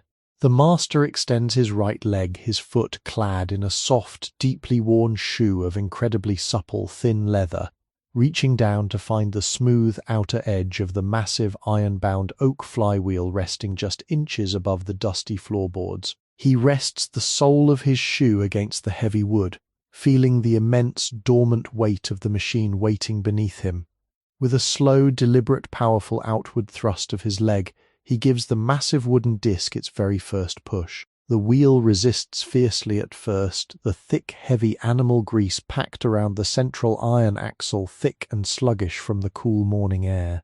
The apparatus groans with a low, deep, protesting resonance, the sound of heavy timber and dark iron reluctantly waking from a deep slumber. But the master's leg returns, striking the edge of the wheel again, and then again, slowly, rhythmically building the vital kinetic energy. With each consecutive sweeping kick, the resistance begins to miraculously fade. The heavy animal grease warms and thins, transforming into a perfectly smooth, silent lubricant. The low, reluctant groaning gives way to a beautiful, continuous, hypnotic sound, a rhythmic, breathless whoosh, whoosh, whoosh, as the heavy oak and iron displace the still morning air. Deep, heavy vibration begins to travel up the central iron spine of the machine, transferring directly into the floorboards and gently humming through the soles of the master's feet, a steady mechanical heartbeat that completely commands the atmosphere of the room. Before his hands can truly engage with the dizzying, spinning dome of earth, he must introduce the absolute vital element of water, the gentle mediator that will prevent the rough clay from brutally tearing the skin from his palms. He turns his torso slightly to the right, leaning over the large, beautiful basin of beaten copper, its exterior completely cloaked in a thick, velvety patina of deep forest green and vibrant turquoise verdigris. The water resting within the heavy basin is remarkably cold, retaining the deep chill of the long night, its surface acting as a perfectly still dark mirror. Resting upon this glassy surface is the large natural sea sponge, its deeply textured golden ochre body fully saturated and heavy with liquid.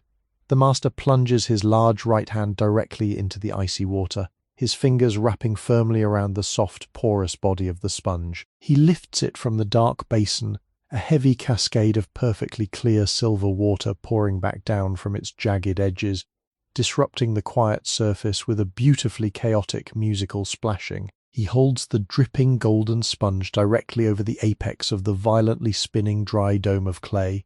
With a slow, gentle contraction of his strong fingers, he completely squeezes the sponge, releasing a thick, generous stream of clear water directly onto the revolving earth.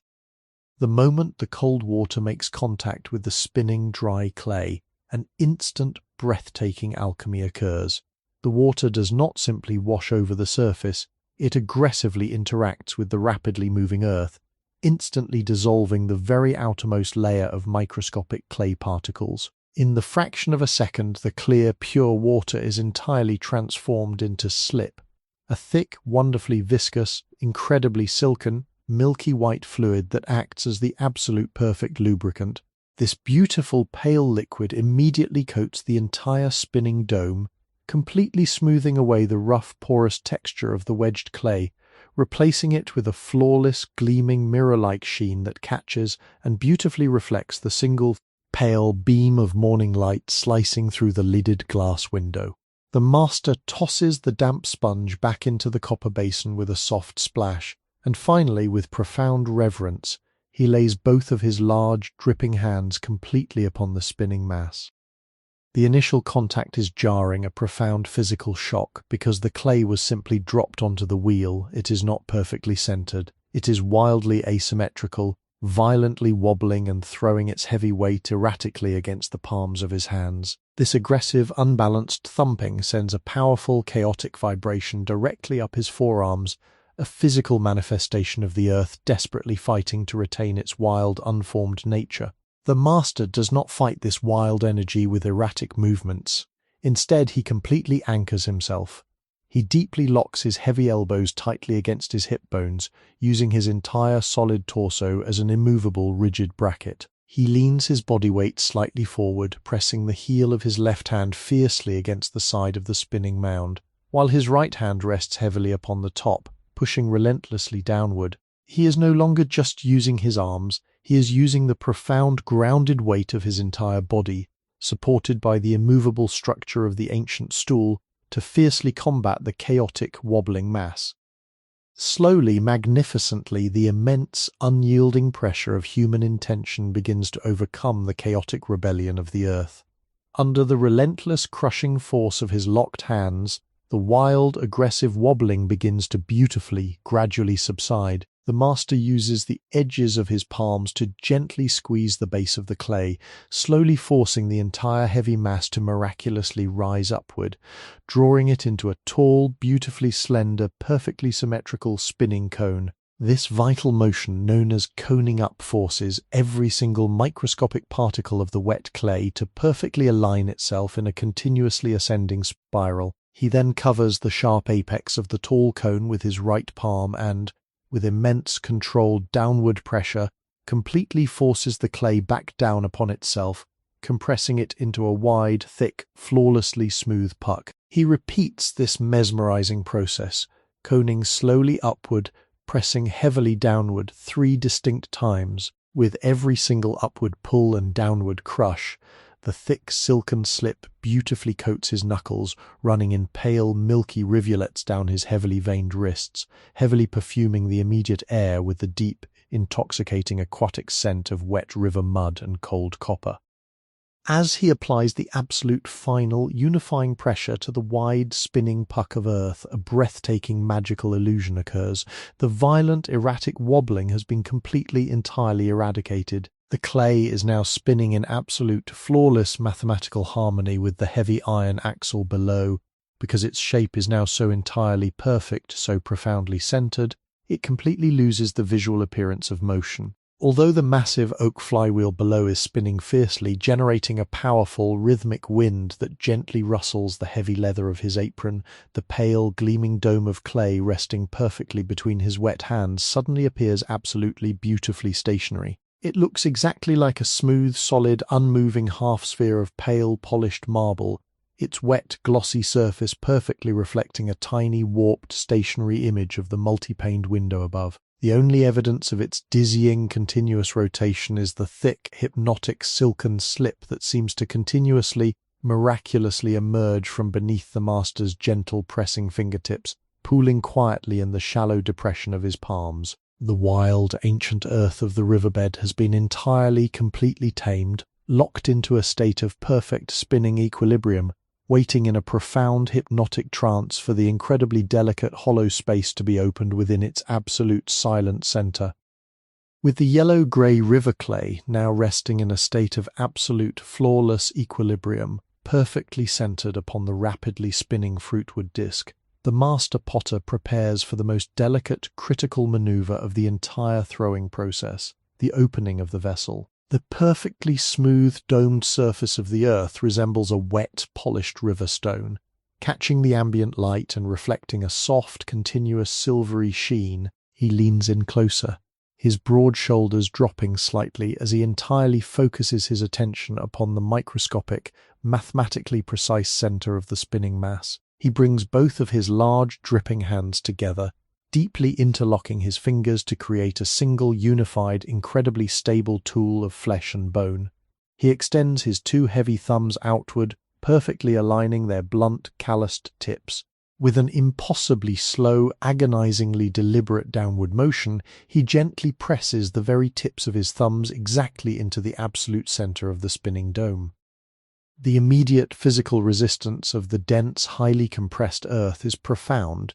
Even though the clay is saturated and coated in incredibly slick, milky slip, it forcefully fights against this invasive downward intrusion. The master does not force his way in with a sudden, violent thrust, which would instantly destroy the delicate, hard-won centering. Instead, he simply holds his thumbs perfectly still, applying a constant, unyielding, heavy downward pressure, allowing the sheer, relentless friction of the dizzying, spinning clay to slowly, gracefully carve its own path downward. As his thumbs sink deeper, a beautiful, continuous ribbon of thick, pale, silken slip is gently displaced, curling upward and wrapping itself warmly around his knuckles like a soft, wet ribbon. The auditory experience shifts profoundly.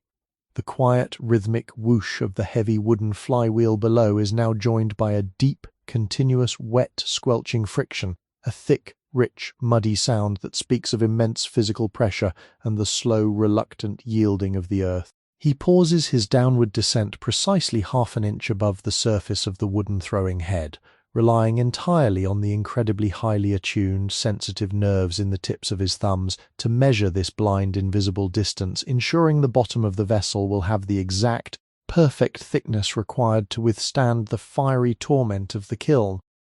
Now, with the central vertical shaft fully established, the master must slowly open the floor of the vessel, transforming the narrow, drilled well into a wide, beautifully flat, welcoming interior base. Maintaining his deeply interlocked fingers, he gently curls the tips of his thumbs outward, forming them into tiny, unyielding, fleshy hooks, deep within the dark, spinning cavern of the clay. With a beautifully slow, controlled horizontal pull, he draws his thumbs directly toward his own body. As he pulls, the walls of the dense cylinder are forced outward, the interior space miraculously expanding like a blooming, heavy blossom. The friction inside the bowl generates a surprising, noticeable amount of heat. The silken slip trapped beneath his thumbs grows wonderfully warm, completely banishing the lingering icy chill of the copper water basin. The floor of the vessel, hidden entirely from view, is flattened and perfectly compressed by the sweeping, dragging motion of his thumb pads, packing the microscopic particles of the clay tightly together to prevent agonizing cracks during the long, vulnerable drying process. When the floor reaches its precise, predetermined width, the master gently relaxes his hands and slowly, carefully withdraws his thumbs from the deep, spinning well, allowing the pale, creamy slip to instantly flood the newly formed hollow space. The vessel now resembles a short, thick, incredibly heavy spinning cylinder, its walls dense and overwhelmingly full of unrealized potential. The actual magical process of growing the pot, of defying gravity and drawing the earth upward into a tall, elegant form, is about to gently unfold. This requires an entirely new, breathtakingly coordinated grip. The master places his left hand completely inside the wide, spinning cylinder, resting the soft, sensitive pads of his fingertips gently against the very bottom of the interior wall. Simultaneously, he places his right hand on the exterior, perfectly mirroring the position of his left hand, leaving only a half-inch thick wall of wildly spinning, wet earth trapped precisely between them. He gently presses his inner and outer fingertips together, pinching the thick base of the clay with a firm, incredibly steady pressure. Slowly, with a breathtakingly smooth, unified upward motion, he begins to draw both hands toward the ceiling.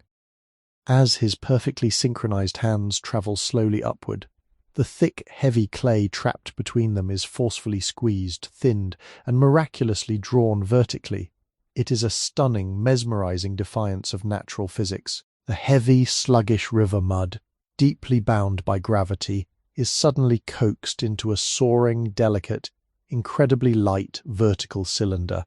As the wall becomes thinner, the clay becomes increasingly fragile, threatening to collapse or wildly twist out of its mathematical center. To counteract this, the master subconsciously regulates his own breathing.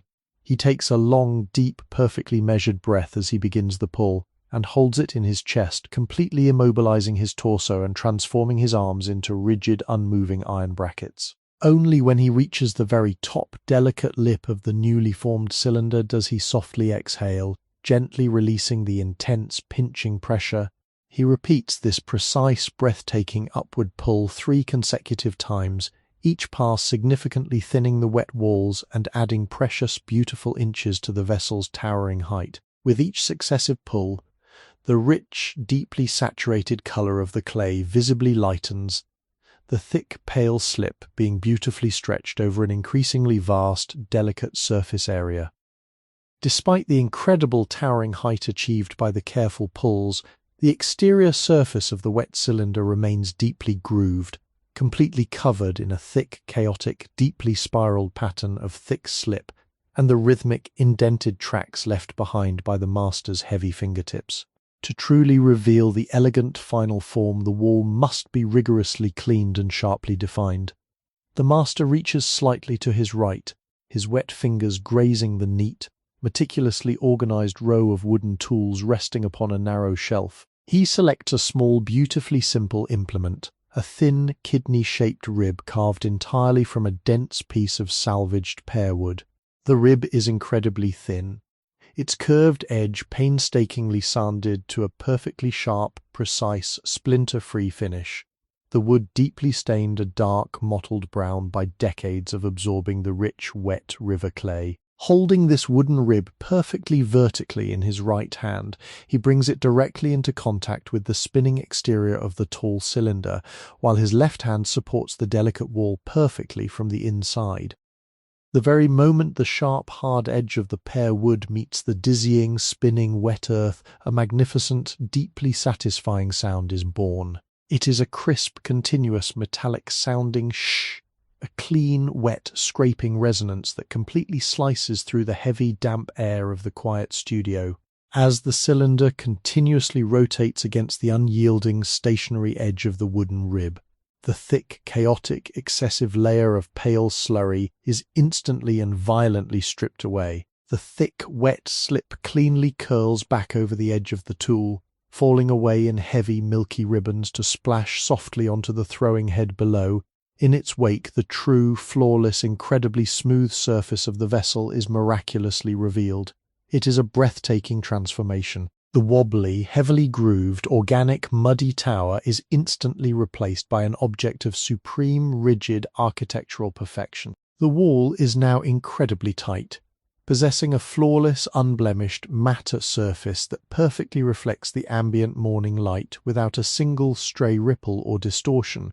The form is incredibly clean, carrying the crisp, sharp, beautiful intention of a master craftsman, standing tall and silent upon the wooden wheel, a perfectly hollowed, elegant cylinder, waiting entirely for the final delicate shaping of its graceful curves.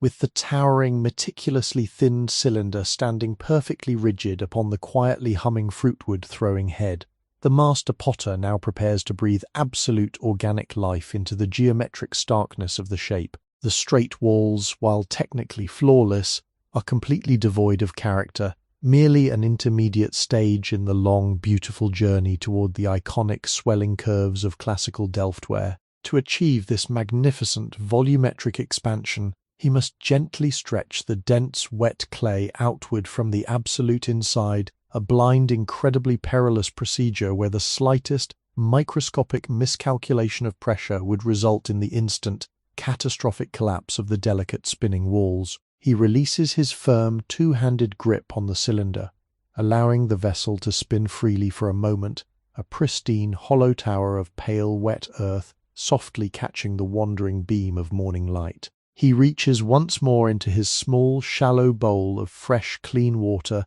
deeply wetting the fingertips of his left hand, ensuring they are perfectly lubricated to prevent even the slightest destructive friction against the tender interior of the vessel. He slowly lowers his wet left hand entirely into the deep, spinning cavern of the cylinder, his arm disappearing up to the heavily veined wrist. He positions his sensitive fingertips against the very bottom of the interior wall, exactly where the floor meets the vertical rise. On the exterior, directly opposite his hidden left hand, he does not use his bare skin. Instead, he brings forth a different, specialized wooden rib. Unlike the straight, rigid, sharp-edged pearwood tool used to violently scrape the cylinder clean, this new rib is a masterpiece of soft, beautifully sweeping curves. It is carved from a remarkably thin, flexible piece of deeply oiled cherry wood, its edge possessing a gentle convex arch that flawlessly mimics the desired final contour of the finished vase.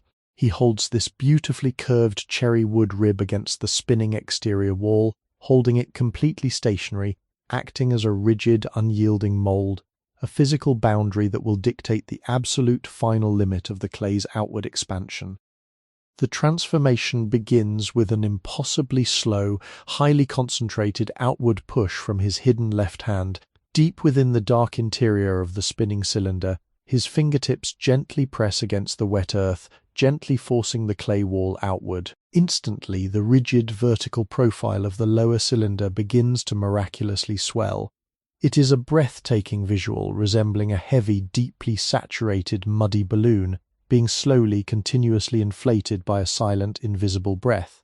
As the clay gently bulges outward, it meets the unyielding, stationary curve of the oiled cherry wood rib waiting on the outside. The wet earth softly presses against the dark wood, seamlessly adopting its elegant, continuous curve. The master slowly, simultaneously moves his hidden left hand, and the exterior wooden rib gradually upward, guiding the swelling belly of the vessel toward the ceiling. The auditory experience is incredibly subtle, a beautiful, soft, wet whispering sound as the thick slip trapped on the exterior of the clay is gently squeezed and compressed between the expanding earth and the smooth cherry wood. The sheer physical tension within the microscopic structure of the wet clay is immense.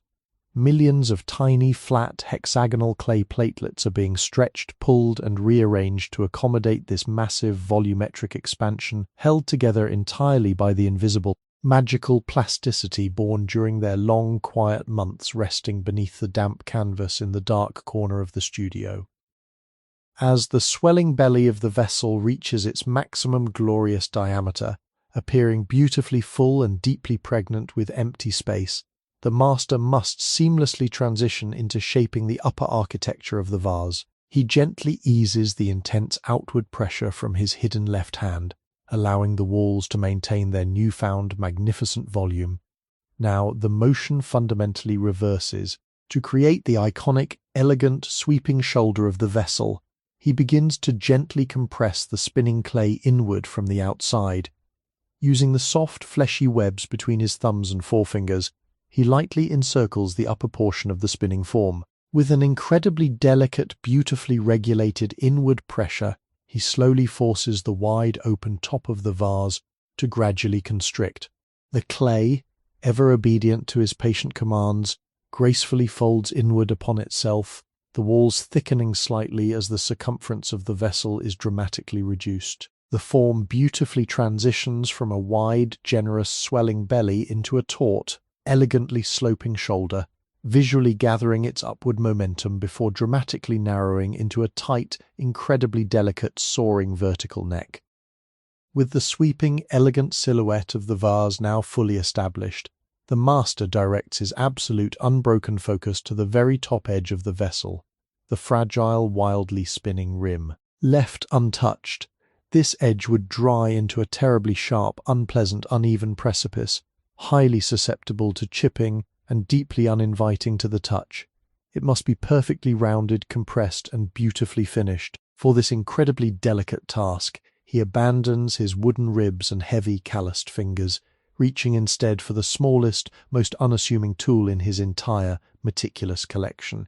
Resting upon the heavy, water-stained ledge beside the copper basin is a tiny, irregularly shaped strip of beautifully aged chamois leather. This remarkable piece of animal hide has undergone a staggering complex process of intense tanning and heavy oiling, completely stripping away its natural rigidity until it has achieved a state of absolute impossible silken softness. It is a pale, buttery yellow color, incredibly porous, and smells faintly but distinctly of the deep, rich cod liver oil used to permanently preserve its velvety, cloud-like texture.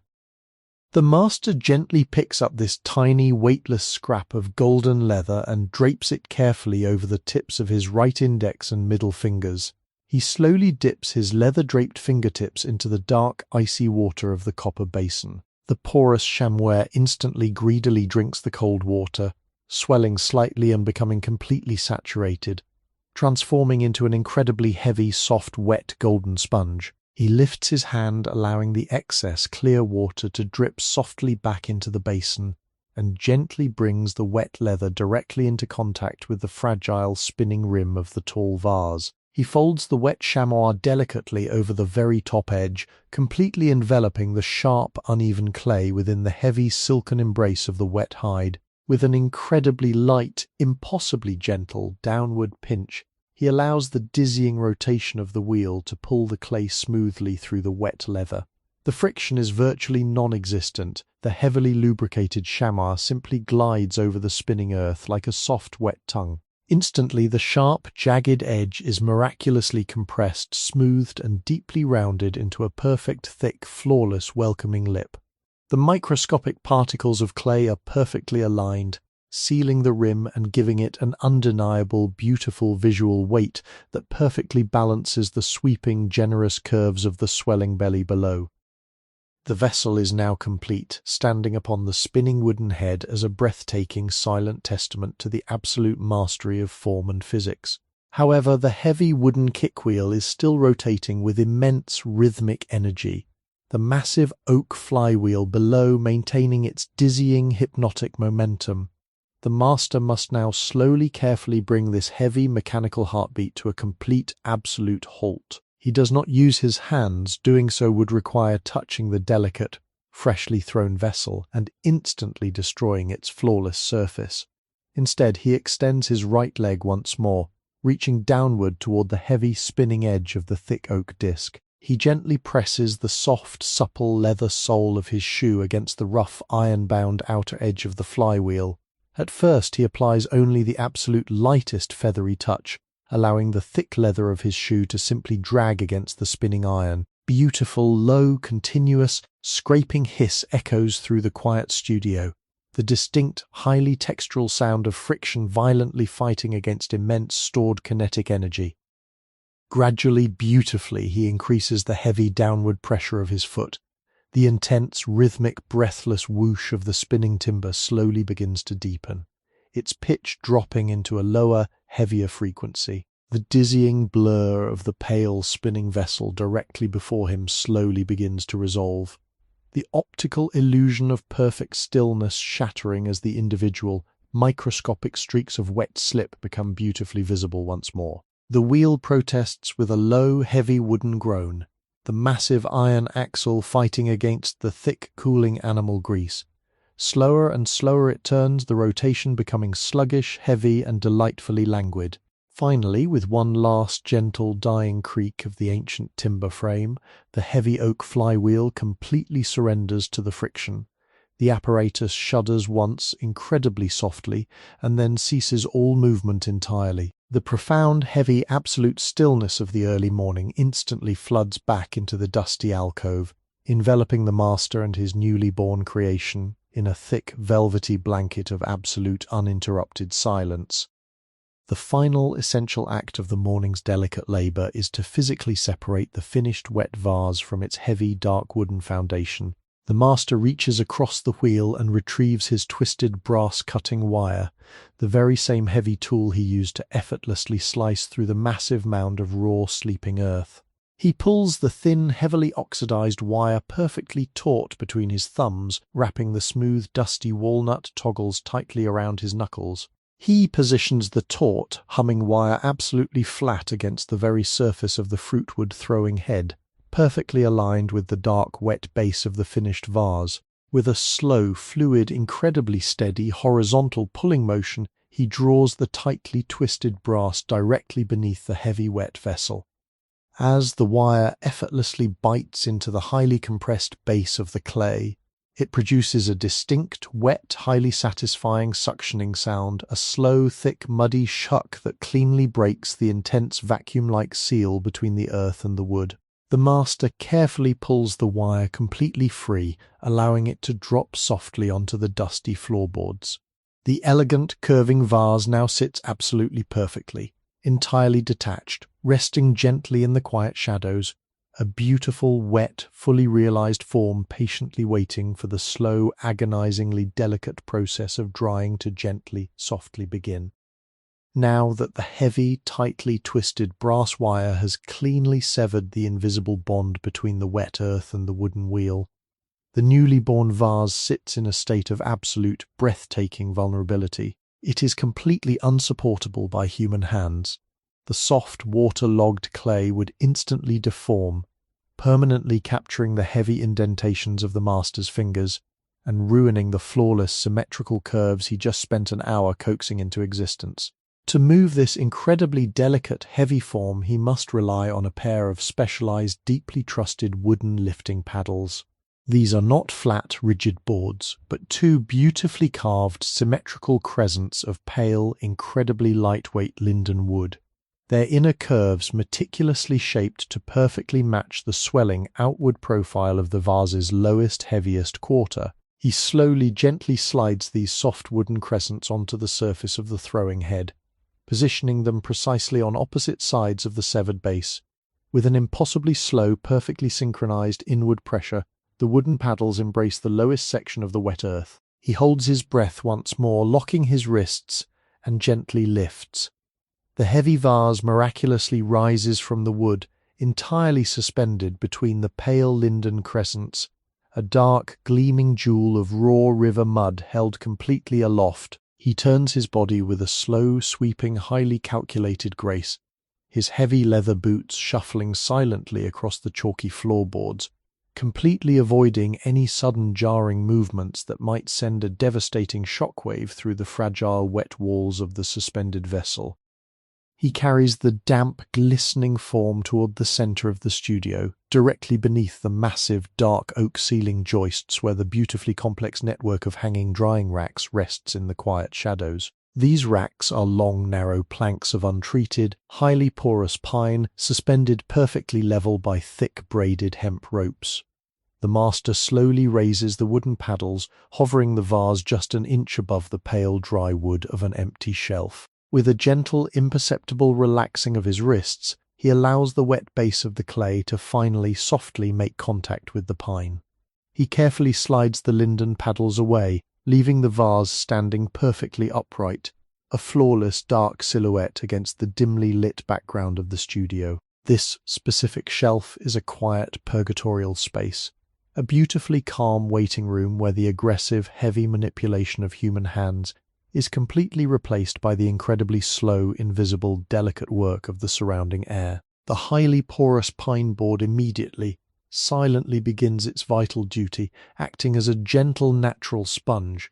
It slowly draws the excess moisture directly out of the very bottom of the heavy clay, preventing the base from remaining dangerously saturated while the exposed upper walls begin to dry. Here, in the profound, undisturbed stillness of the room, the vase will rest for many long, quiet days.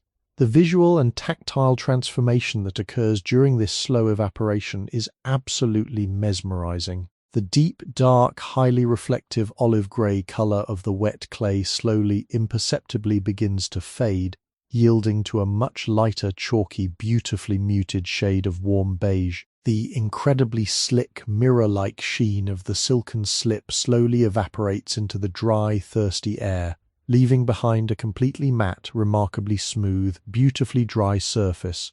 The potters beautifully refer to this crucial intermediate stage as leather hard. It is a magical, fleeting condition where the clay is no longer wet enough to yield completely to a gentle touch, yet it is not fully dry and brittle. It possesses the exact, deeply satisfying consistency of a thick piece of aged cheese or a heavy slab of stiff, damp leather. In this highly specific state, the clay can be gently carved, meticulously trimmed and beautifully refined with sharp iron tools, a quiet, dusty process that creates long, delicate, curling ribbons of semi-dry earth that fall gracefully to the floorboards like heavy, muted snow. But today we will leave the newly thrown vase to its slow, quiet slumber on the suspended pine racks and gently drift toward an entirely different, incredibly specialized corner of the large studio. As we move away from the heavy, damp microclimate of the wet clay and the splashing copper basin, the very atmosphere of the room undergoes a profound, deeply noticeable shift. The floorboards beneath our feet are no longer dusted with the pale, chalky ghost of dried slip. Instead, they are surprisingly clean, polished to a dull, warm sheen by the constant, careful sweeping of a small, soft, bristled broom. The deep, heavy, muddy aroma of the riverbed beautifully fades, entirely replaced by a complex, intoxicating, incredibly refined perfume.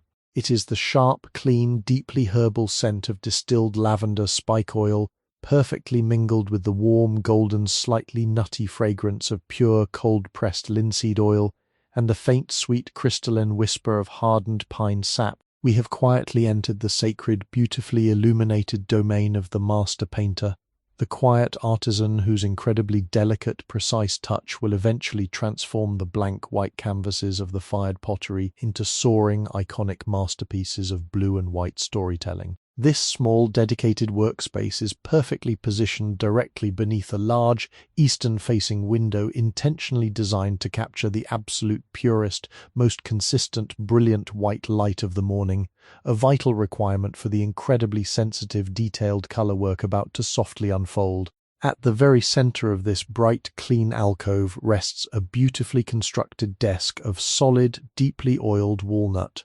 It is not a heavy, brutal workbench like the wedging table, but an elegant, slanted drafting desk, its surface angled perfectly to prevent the heavy fatigue of the painter's neck during endless, deeply concentrated hours of meticulous brushwork. Resting upon the beautifully angled, dark walnut surface of the painter's desk is the essential, hypnotic apparatus used for preparing the legendary colors. A massive, perfectly flat slab of incredibly thick, highly polished frosted glass. The glass is incredibly dense, possessing a faint, beautiful tint of pale, icy blue at its thick edges, its top surface intentionally etched to provide a microscopic, beautifully textured tooth Next to this heavy glass slab rests the muller, a remarkably heavy bell-shaped instrument crafted entirely from solid, clear crystal, its perfectly flat base beautifully textured to perfectly match the frosted glass below. The painter's morning ritual here is a magnificent, quiet echo of the heavy stone mortar and pestle we observed earlier, but executed on a breathtakingly delicate, almost microscopic scale from a tiny, exquisitely folded packet of heavy parchment paper. A microscopic mound of the deeply precious, darkly bruised purple cobalt powder is gently tapped onto the center of the frosted glass. Beside this dark, granular mountain, the painter places a single, incredibly heavy, perfectly clear drop of distilled water, enriched with a tiny, sticky touch of sweet golden gum arabic, the sticky sap harvested from distant acacia trees. With a slow, fluid, mesmerizing circular motion, the painter brings the heavy, flat base of the crystal muller down upon the dark powder and the clear water. As the heavy crystal begins to gently grind the ingredients together in a tight, expanding figure-8 pattern, a deeply satisfying, incredibly quiet, continuous shh sound fills the bright alcove. It is the sound of microscopic crystals being systematically, beautifully crushed against the frosted glass, completely breaking down their harsh, jagged structures until the dark powder and the clear, sticky liquid seamlessly merge. Slowly, miraculously, the dark, melancholic purple completely disappears, yielding to a thick, incredibly rich, glossy, inky paste that behaves exactly like thick, melted velvet. This is the raw, potent essence of the Delft blue, a deeply concentrated, liquid sapphire waiting patiently to be delicately lifted by the impossibly soft, waiting hairs of a specialized brush, completely ready to softly stain the pristine white surface of the waiting, fired clay with centuries of beautiful, quiet, unbroken tradition. Resting precisely beside the heavy, beautifully frosted glass slab and the dark, glistening pool of freshly ground cobalt paste, lies the painter's most intimate, meticulously curated collection of specialized tools. They are beautifully, deliberately arranged upon a small, elegantly fluted rest, crafted from smoothly glazed white porcelain, a piece intentionally designed to elevate their delicate, precious tips perfectly above the oiled, dark walnut surface of the desk. These are absolutely not the heavy, coarse bristle brushes of a traditional canvas oil painter, nor are they the rigid, stiff, mass-produced instruments of a modern, hurried workshop. They are breathtaking, microscopic marvels of delicate engineering crafted entirely by hand with a level of care bordering on profound absolute devotion. The handles of these exquisite instruments are not made of heavy, dense wood, which would eventually cramp the fingers over a long day of microscopic labor. Instead, they are brilliantly fashioned from the hollow, incredibly lightweight, natural quills of mature geese and large swans. These organic stems have been meticulously stripped of their heavy aerodynamic feathers, gently boiled in a secret, highly guarded solution until they achieve a beautiful, translucent, pale amber clarity, and then carefully cut to the absolute perfect, specific length, to balance entirely weightlessly in the gentle crook of the artist's resting hand. Where the delicate, specialized animal hairs enter the open, hollow end of the amber quill, they are secured not with harsh, heavy metal ferrules that would rust in the damp air, but with hundreds of incredibly tight, microscopic wrappings of the absolute finest, bright crimson silk thread. The silk is bound by the master brushmaker with such astounding, relentless tension and mathematical precision that it forms a perfectly smooth, hard, brilliantly colored, glossy collar, providing a tiny, striking flash of vibrant, saturated red against the pale amber quill and the dark, resting bundle of waiting hairs. The true, undeniable magic, however, resides deep within the nature of the hairs themselves.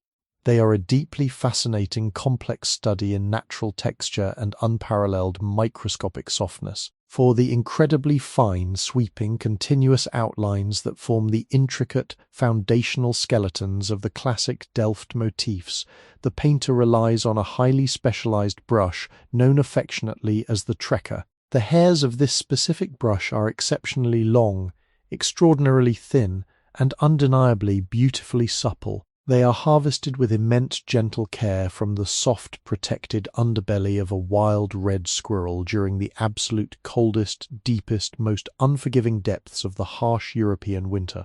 This highly specific timing ensures the hairs are at their absolute thickest and most robust, yet possess a microscopic silken fineness that harsh synthetic materials could never, ever hope to successfully replicate. When the beautiful trekker brush is completely dry, resting upon the porcelain, the incredibly long hairs naturally splay outward in a soft, fluffy, weightless, pale fan that yields entirely to the slightest gentle puff of human breath. But the very moment these dry hairs are introduced to any form of heavy liquid, a miraculous, invisible physical transformation instantly occurs. The microscopic overlapping scales along the shaft of each individual squirrel hair eagerly grip the surrounding moisture, drawing the thousands of disparate fibers incredibly tightly together, seamlessly fusing them into a single, cohesive, perfectly unified dark needle. It is an instrument brilliantly designed by nature to hold a vast, incredibly generous reservoir of heavy liquid cobalt completely within its swollen, heavy belly, while simultaneously delivering that precious pigment down through an impossibly sharp, microscopic, flawless point, allowing the talented artist to draw sweeping yards of continuous, elegant lines without ever having to lift the brush from the porous surface of the earth. Resting securely in the very center of the slanted, deeply oiled walnut desk, perfectly illuminated by the pure, cool, unadulterated eastern morning light, sits the intimidating, waiting canvas. It is a large, beautifully proportioned, completely flat ceramic plate that has already bravely survived the terrifying, roaring, unimaginably intense flames of its very first unglazed bisque firing. Following that initial brutal trial by fire which permanently drove every single microscopic molecule of water from the clay, the hardened, highly porous terracotta was entirely submerged in a thick, heavy, milky bath of the tin oxide glaze we observed earlier in the shadowy apothecary. Now, the liquid moisture of that specific glaze application has completely, entirely evaporated into the dry, dusty studio air over several long days, leaving behind a thick, uniform, flawlessly applied coating of raw, completely unfired, powdery white mineral. The surface of this waiting plate is a breathtaking, uniquely terrifying thing to closely behold.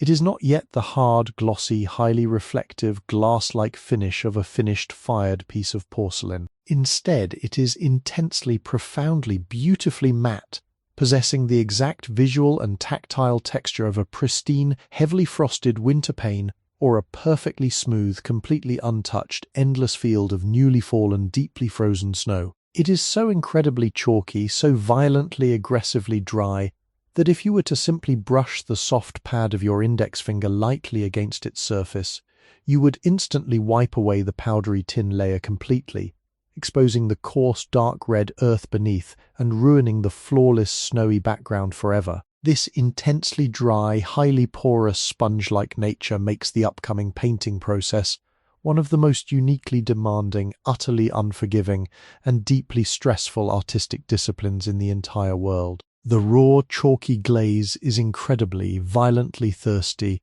The very absolute second the wet pigment touches the white powder, the colored liquid will be instantly, aggressively sucked deep into the microscopic open pores of the coating. There is absolutely no opportunity for hesitation, no chance to beautifully blend the wet edges, no ability to layer colors softly, and absolutely positively no possibility of ever wiping away a mistake. Every single sweeping stroke of the delicate squirrel hair must be completely, undeniably perfect on the very first attempt, born entirely from decades of absolute ingrained muscle memory and profound, unshakable, quiet confidence. The painter slowly, deliberately begins the delicate, hypnotic process of loading the amber trekker brush. He gently dips the very microscopic tip of the soft squirrel hair into the shallow, dark pool of velvety cobalt paste resting upon the frosted glass slab. He does not plunge it deeply, which would overload the hairs and cause a devastating, uncontrollable drip. Rather, he lightly, beautifully drags the hairs through the very top surface of the pigment, allowing natural capillary action to silently, effectively draw the heavy, dark liquid upward, filling the swollen belly of the brush. Then, to absolutely perfect the delicate tip, he brings the wet brush to a completely clean, dry section of the frosted glass slab. He begins to slowly, continuously twist the translucent amber quill between his thumb and forefinger, while simultaneously gently dragging it backward across the microscopic texture of the glass. This mesmerizing, twisting, dragging motion expertly forces out any trapped microscopic air bubbles hidden deep within the belly, perfectly aligns every single individual squirrel hair, and deeply compresses the wet bundle until it flawlessly tapers into a single, impossibly sharp, incredibly dark point. The brush is now heavily laden with immense potential, its dark, swollen, saturated belly contrasting beautifully against the vibrant, glossy crimson silk wrap. To meticulously protect the fragile, intensely powdery white surface of the unblemished plate from the natural destructive oils, heavy sweat, and radiant warmth of his resting heavy hand. The painter employs a beautiful, traditional, highly specialized tool known as a mahlstick. It is a long, incredibly thin, perfectly straight dowel of extremely lightweight hazelwood, capped elegantly at one end with a soft round ball of tightly wound linen, stuffed entirely with soft unspun cotton. He rests the soft, heavily padded linen ball gently onto the solid walnut desk, just a few inches out